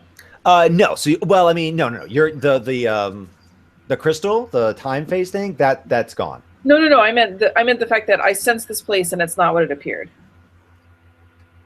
Oh, yes. So you're able to kind of, now that you're in there, you have your own mental map of it. You have a rough idea where the kind of the central mass of the monoliths was, and where it kind of felt like the energy was at its strongest at the source. That is not down this corridor that this guy went. That seems to be sort of more straight ahead. I'll relate this to my party. Yeah. But this is their show. I'll do whatever you want, guys. Like. Well, we can't do it without you. You're part of the team. I am. I'll do what you say. I'm just saying outside's right there. Outside's right there. Is there something we can mark that with so we know that that's outside? You still have saffron dye. Yes. Oh, okay. I'll definitely use it. Hey, you hear protested. Do you want to get out of here or not? I'll waggle a saffron-colored finger at this guy. You can't see a look of disapproval, but you can definitely sense it. You can't have everything. What do you want? You want to lead this mission, little guy? Markle, Telos, whichever you are. You have lost track. They seem sufficiently abashed. Why don't you take your yellow dyed finger and okay, which one of you is Markle? All right, so now you got an M and a T on these guys, so Nice. you're set to go. All right, so you've marked. You're able to make your markings as you need, but time is slipping away. So where are you headed? Steve? Oh, well, if we're going after the guy, we should go after the guy. All right, let's go after the guy. I mean, he's gonna get to us eventually either way, so. we Okay, have a so chance of mitigating that. you kick your way towards it. You're starting to get a bit more acclimatized to being in this space. It's still not great, but you're able to maneuver a little better. You don't necessarily need to pull yourself by the ropes. If you sort of stay by the walls, you're able to kind of kick yourself and pull yourself along. And you see that there are kind of indentations and what were probably meant to be kind of handholds to pull and give you a bit more oomph. Yeah, so you make your way. You're crawling around, and you go down this corridor that the worm guy went. And as you follow after, another door opens up, and you see about a dozen of these worm things now floating towards you. They're pretty far away. They're at the far end of the corridor, but they are beginning to swim their way in your direction. Aww. Am I first?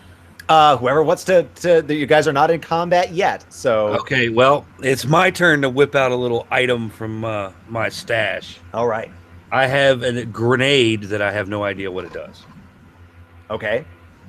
And I will throw this grenade into the crowd of worm men. All right, give me a roll. 13. All right, so you fling this grenade. You see kind of a button on it that seems to be turn on as you fling, and you realize kind of as you're about to let go that you should probably hit that. And the grenade sort of zooms towards them, and then it stops of its own volition, kind of halfway, not halfway, 75% of the way towards them.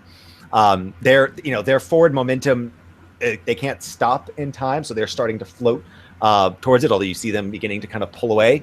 And it suddenly just turns into a small black dot. And Hold on to something. the creatures are sucked towards it, and you guys as well are also sucked towards it. So yes, if you want to try to resist getting pulled into a singularity, you're going to need to roll for me. Tell me how you're gonna avoid it. I'm going to grab the nearest handhold. Okay. So it's going to be roll for 8. all right. Everyone, let me know what you get. Oh, yeah, I guess I have to grab as well. I rolled a 15. All right, Molly. I rolled a 4. All right, so Molly, you are actually you're pretty far away from this thing, so you grab hold of one just fine. Unfortunately, your little friends decide that you're what they're going to grab hold of, which loosens your grip, and the three of you get pulled towards this mass. And Can I not kick them off or anything like that? You see, you see the guy. Those of you who managed to whip out, you guys can spend a speed to try to save your friend. I will. I will. That. Okay. So whichever one, or if both of you want to go for it, but yeah, you Can we work in It's- tandem, because I have a really good visual for that. Yes, please do. All right. So, Barnabas, All right. hold out your spear.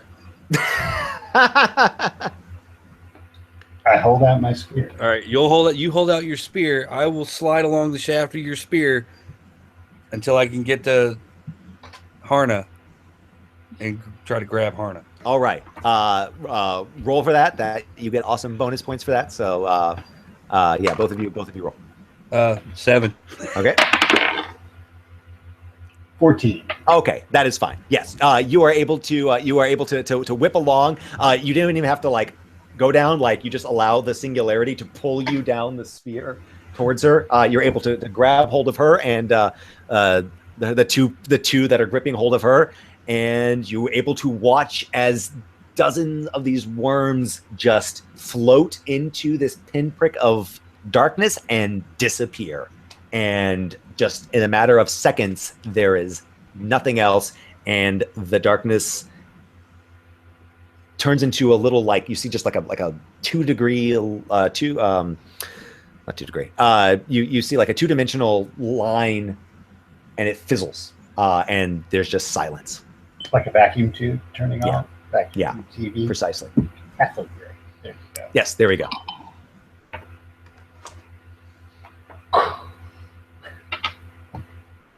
Get off of me. they let go. They're now sort of like clutching each other and kind of weirdly orbiting themselves like a binary star system. But yes, you have singularly dispatched the creatures. All right, so yes, now the way seems quiet. Molly, you've got your kind of bead on where the kind of the mass of psychic energy is coming from, so you can direct as you so desire. Okay, or you can make your case to leave. I will do that, but I will also relate that there is.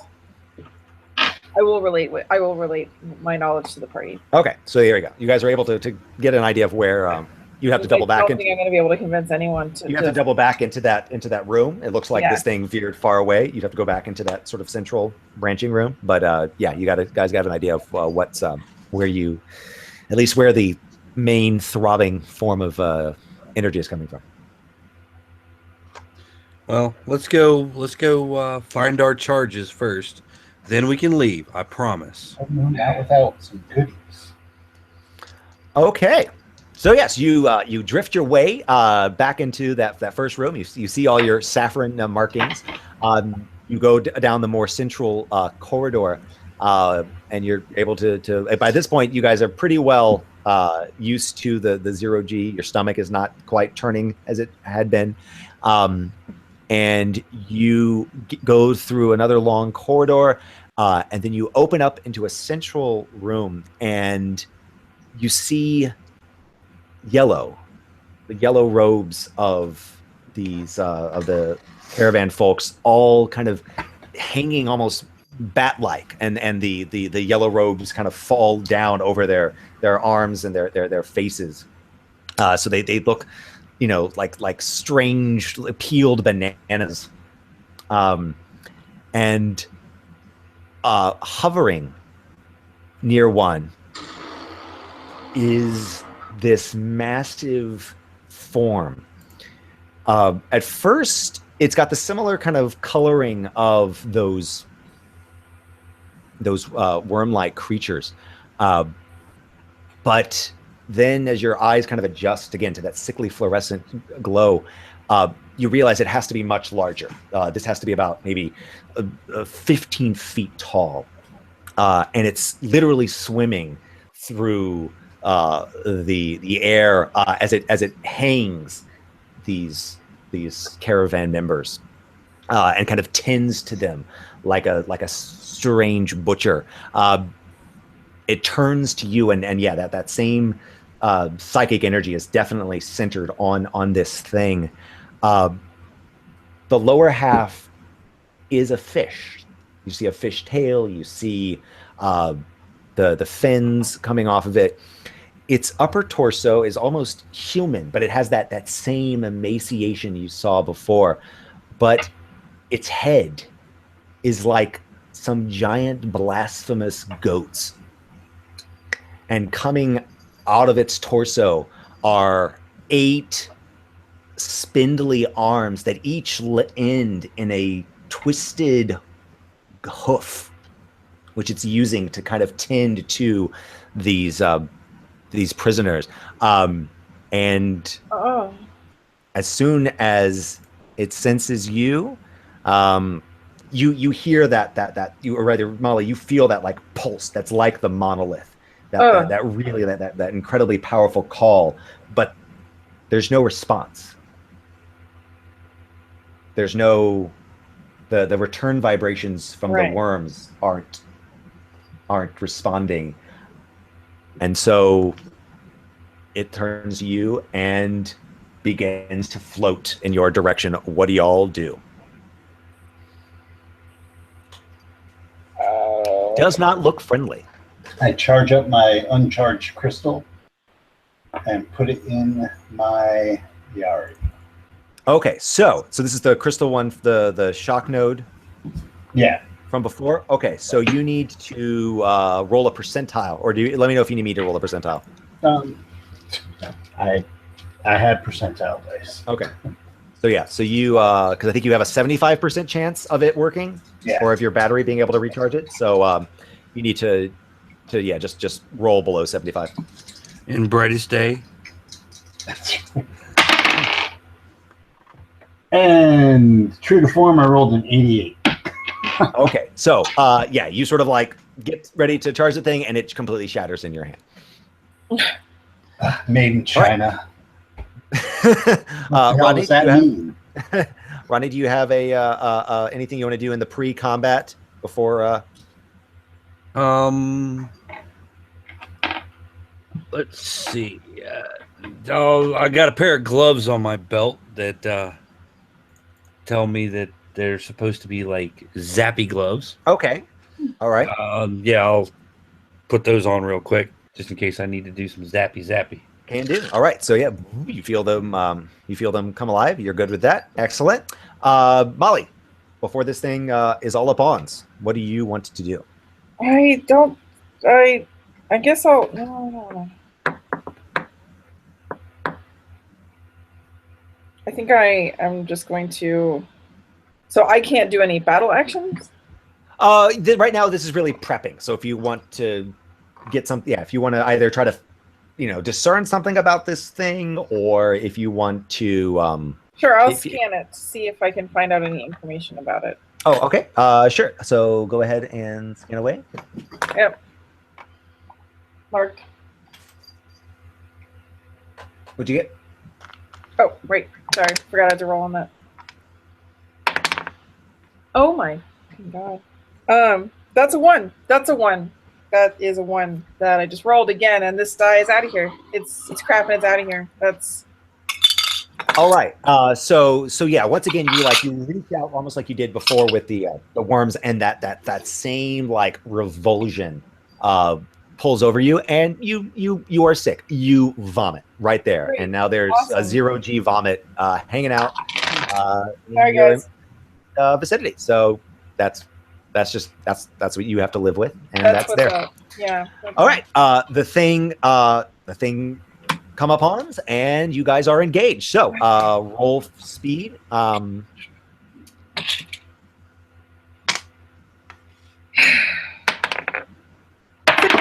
A promising roll from a new die. I rolled a 6. I got a 4. Okay.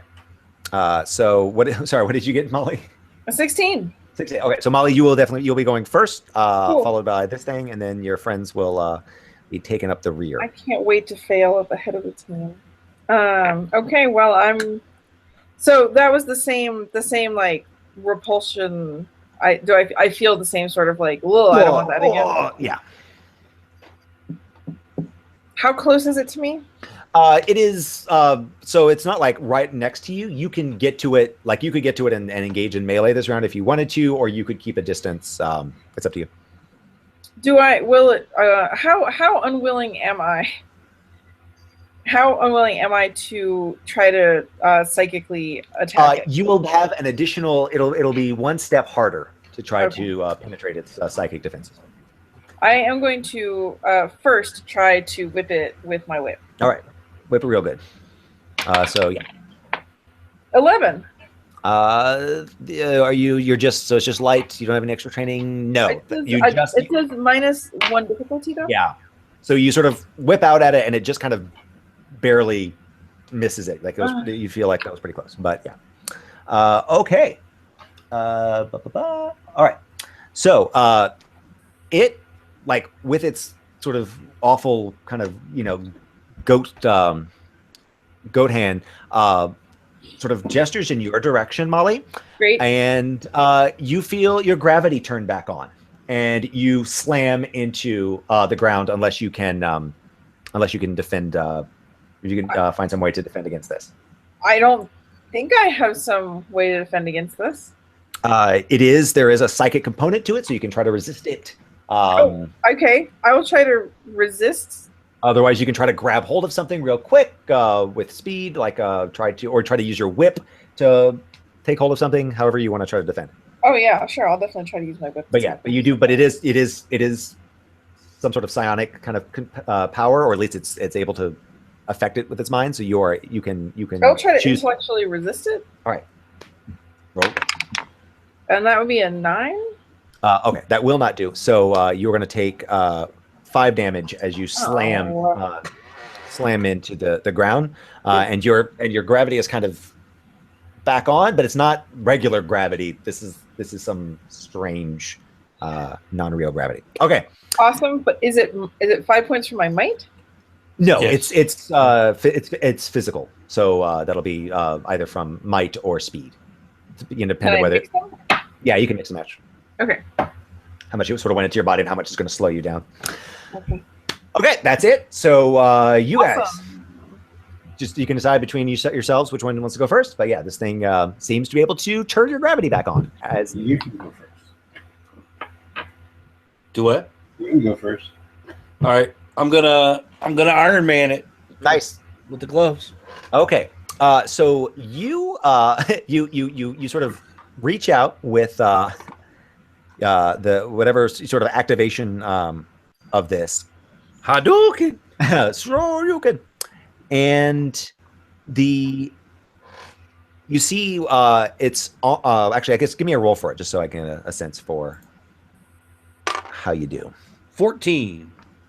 14. Okay, that'll work. Yeah, you kind of blast it, and its arm, about half of its arms, they were all sort of like hovering around it, just sort of go limp at its side. So you seem to have somehow kind of quasi paralyzed or disabled its arm somehow. Huh. All right. And now we go to you, Steve. How far away am I? You are as far as you need to be. I mean, this thing is not getting right up on you. So it was close enough for her to whap at it with her whip. Okay. Is it close enough for me to charge up my Yari and attack? Yeah. Okay, so I will spend the intellect point for the charge. And I will attack it. Okay, go and attack. 15. 15. That will hit. Right on. So that does an extra point of damage. Nice. Electric damage. Woohoo! Okay. So that's 5 altogether. Yep. Excellent. All right, back to Molly. Um, Now you are down on the ground. As the pole arm went into the creature, and it seems sort of distracted, you feel your gravity melt away, and you're back in 0G. all right, I will try to whip it again. Okay, so you're going to sort of swim your way up and whack at it. 18. 18 will hit. 2 points. All right, 2 points. And do you want to be able to have maintain a kind of a whip hold on it and forgo an attack next round, or do you just want to slash at it and be done with it? I think I will just slash at it and be done with it. Okay, so you sort of just whip at its tail, and yeah. All right, so this thing is going to make 2 attacks because it's got a lot of arms. So it's going to make a slash, sort of one of its sort of hoof attacks coming at you, Steve. Right. And it's with gesture of another. It's going to try to do the same thing to you, Rodney, and slam you into the ground with your gravity. Okay.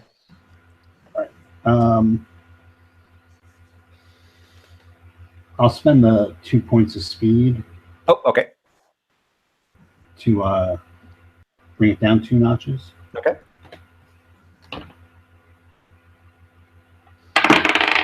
And I rolled a 17. Okay. You are fine. You were able to get out of the way of its scything, sort of bifurcated hoof. Huh. Yeah, I'm gonna try to scooch out of the way. Okay. Grab onto a handhold or a All right. yellow robe or something. Speed. The worm has turned. 4. 4. No. You grab hold of a yellow rope, and it just creates. You just rip it off. Those things were not meant to. They are not load bearing. So you take 5 damage as you're slammed against the ground. And while this is going on, you actually are seeing Telos and Merkel make their way up, like floating up to try to start freeing their friends. So that now leads to Rodney or Steve, whichever one of you wants to go first. Go ahead, Steve. I'm on the ground. I will. I'll imbibe my Yari with electricity. Okay. And Double then second- electricity or regular? Because you don't have to tell me. I know it's all. I know. I'm going to assume your crystal is it's on. regular because my crystal Oh, broke, right, because so I that just broke. have Right. regular. So this is you spending intellect. Okay. Yep. Thank you. All right. Back up. Natural 20. Ah, sweet. Okay. That is what I like to hear. I have to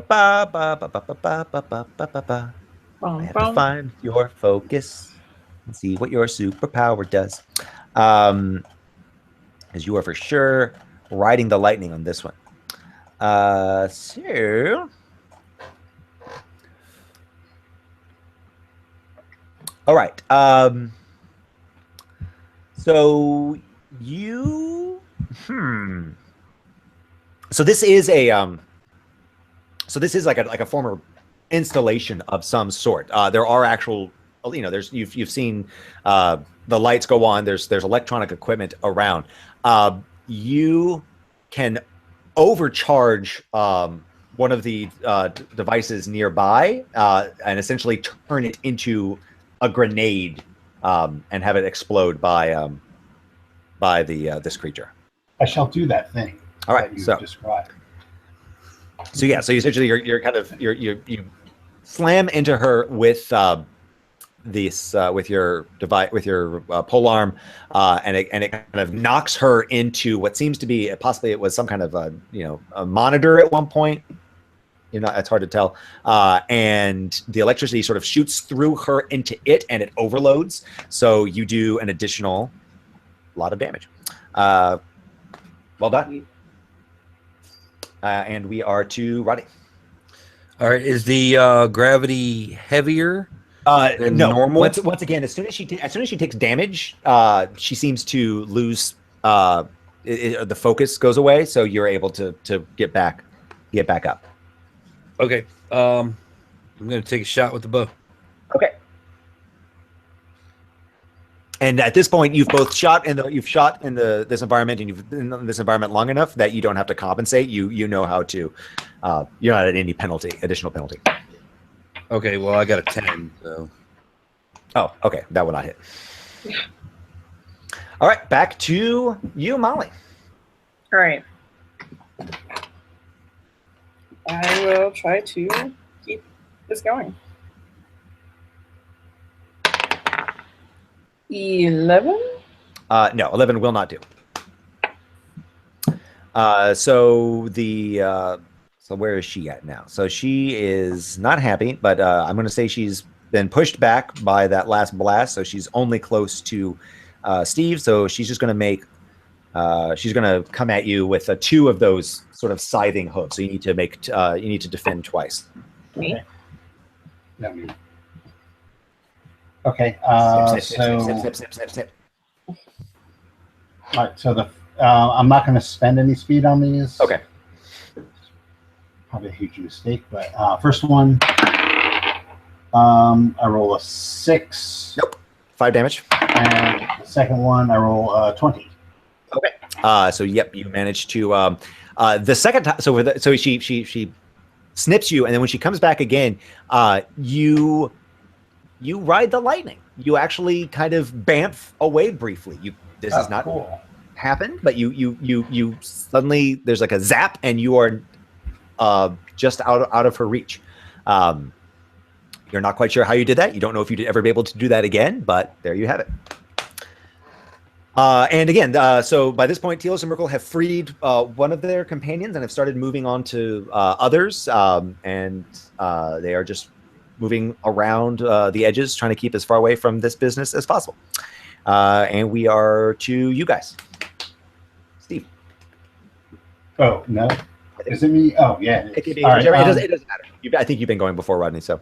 Okay. I will spend an intellect. Oh, nice. And try and hit it again. Do it to it. 11. No. The streak is over.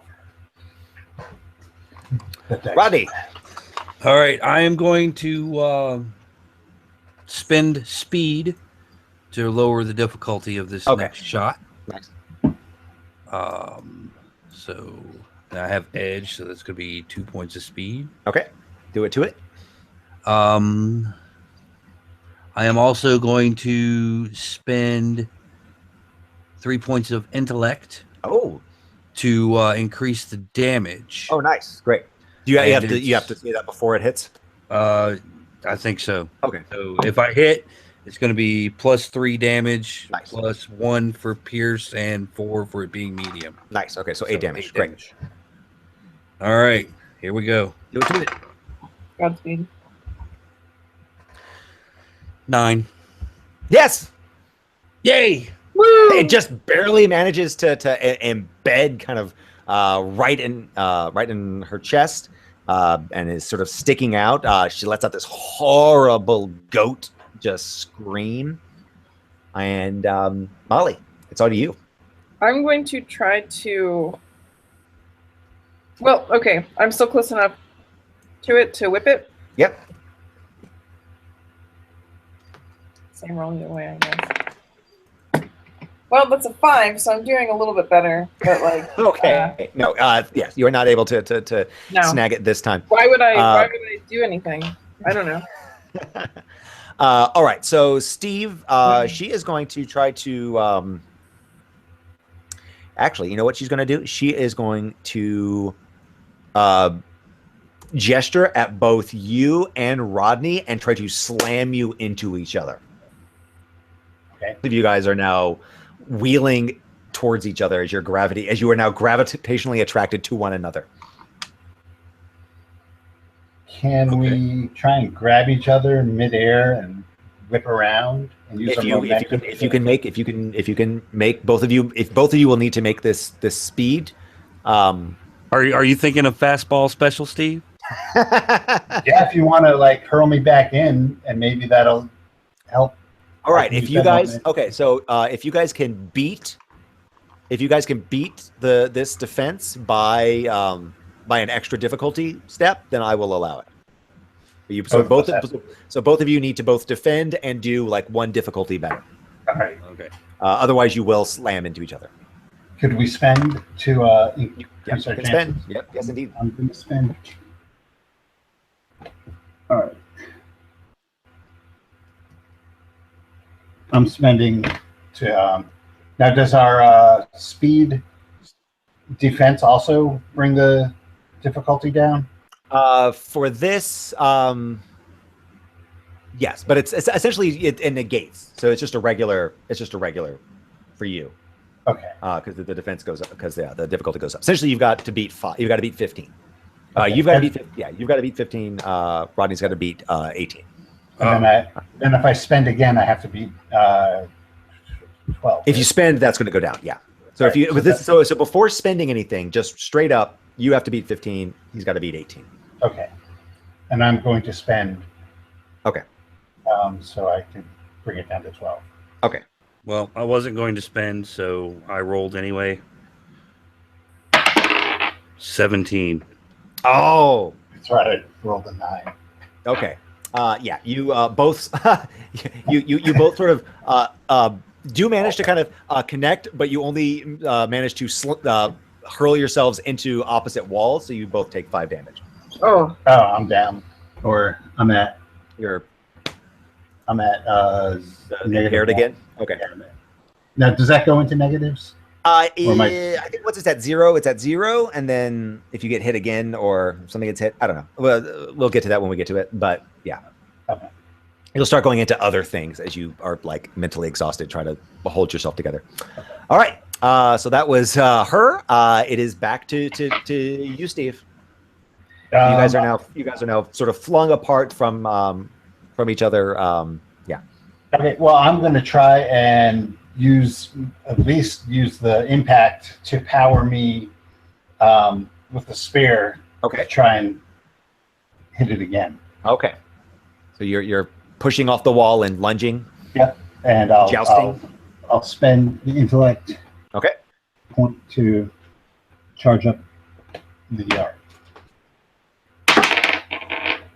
19. There we go. Okay. So you were able to use a bit of that momentum. You slammed into it, but you're able to push off. Racing towards her with the spear elevated, just with your full mass behind it, and Arcing lightning. you just with your arm fully extended, you slam into her. You send her pushed back, and the spear is stuck inside her, pressed against the wall. And again lets out this awful braying, bleeding sound. You guys, all of you begin to just fly around as gravity just goes insane. Merkel and Telos and all of the freed guys are also just flying around this room like so much debris. Everyone make some kind of defense to avoid just getting hit by a flailing caravaneer or friend or something. That's a 1. I rolled a 12. I got an 11. Okay. So Rodney, you take 5 damage from slamming back into the wall. And Molly, so you are about to go into that burning electrical fire from before. You are spinning towards it. It is not looking good. It's jagged, it's sharp, it's gonna really leave a mark. And right as you get towards it, you feel something grab your leg, and Markle has rescued you. Aww. So you only take embarrassment damage. As you are saved from a fiery death by one of the saffron-robed goons. And the 0G gravity returns. That seems to just be the natural state of this place. And the thing dies. Oh. See, it all worked out. As you sort of rescue folks and get them taken down, you notice that they've all got these weird gelatinous substance smeared all over them. Cool. Doesn't take long for you to realize just what that is. She wasn't hanging them for her own larder. They were snacks for her eggs. Yeah, they're So they're happy, but now you guys have a bunch of presumably awful war monster eggs that you can decide what you want to do with. We could sell them. So you have a chamber to explore. You have gross fish eggs to figure out. You have a host. Oh, they're not inside them? No, they're smeared on their body. So okay, yeah, let's get those off of them first thing. That's I'm just gonna let them handle that. Actually, There you go. That works. And yeah, you guys have successfully defeated this awful egg-laying mother for Mother's Day. Well done. And you killed her babies. Good job. You level up. Hey. Feeling great. Always great. And that's Numenera. You guys will find, if we would choose to pursue this, I'm sure you'll find all sorts of fun ciphers and artifacts embedded here. And maybe this is only the first level of this strange chamber, and there's more to explore. Or you'll continue on to the cities that surround the wasteland. Otherwise, I hope folks at home have enjoyed this special presentation of Microphones of Madness. Molly, where can folks find you if they're interested in what you're doing and what your scene is? I'm usually on the Facebook and sometimes on the Twitter, but I have a website, mollytenzer.com, and all of the things that I've written are probably at powells.com and also hammerzone.com. Oh, nice. So I'll show for Molly. She writes great books. oh, thank you so much. I'm a fan. Oh, thank you. Yeah, I've got a new one coming out this November, which is a feminist retelling of Picture of Dorian Gray with sword fighting and demons and sisterhood. Ooh. So that's called Creatures of Will and Temper, and that'll be out soon. And everything else, I don't know. I probably just talk about myself online all the time, so just follow me. Yay. No. Awesome. Yeah. And Leeman, where could one find you doing? It's true. You all are free to follow me on Twitter at Leeman Kessler. If you're interested in seeing me impersonate H.P. Lovecraft 3 times a week, you can go to asklovecraft.com for all other information involving articles, interviews, audiobooks, and future tours and live performances. You can just go to leemankessler.com.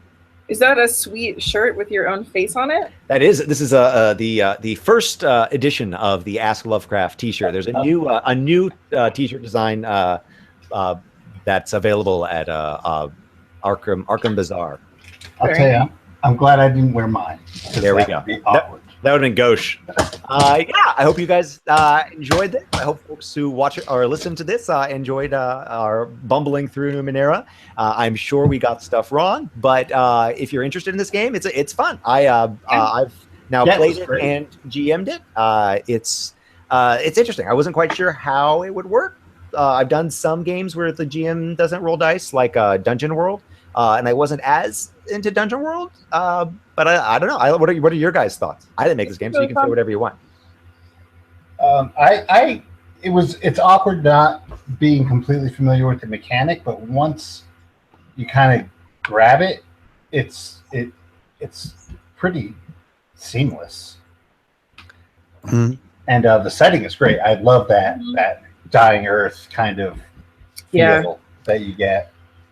And if folks are interested in knowing what the final boss was based on, the little worm creatures were actual. Those are Numenera actual like canon creatures. I think the Sathoth or something awful like that. Sathos. But I was basing the final boss on a beautiful piece of art by the illustrator Keith Thompson, and it is a giant monster to represent the Capricorn zodiac. So, evil goatfish. There you have it. I like it. Evil goatfish. That I think, unless you guys have any further sign out you need to do for Microphones of Madness, what shows are going on? What games and programs can folks watch in the near future? Well, Steve, Molly, and I will be back tomorrow for Pulp Cthulhu, the final flight of Jonathan Roxton.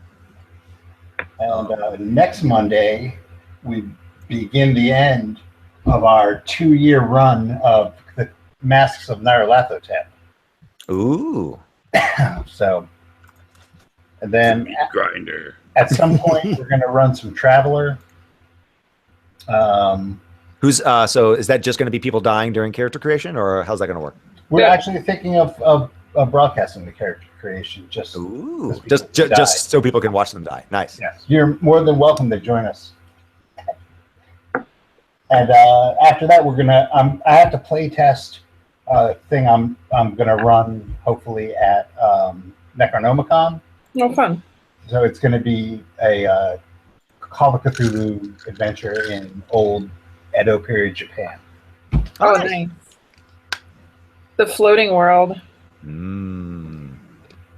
Well, thank y'all. Thank you for letting me hijack this Super evening. great. This was a lot of fun, and I It hope was. folks at home, I hope you enjoyed as well. If you have questions or thoughts, be sure to reach out to Microphones of Badness. Again, you can reach out to me on Twitter at Leeman Kessler. It's at Molly the Tans, I believe, for you. That Molly? is true. At Molly_the_Tans. Nice. Viva la resistance. There is another Molly Tanzer on Twitter, but she's not me. She seems much more normal, so don't harass her. Okay, then I think that'll just be us signing off, unless you guys have anything more to add. Not really. No. All right. Say goodnight, Gracie. Good night, Gracie.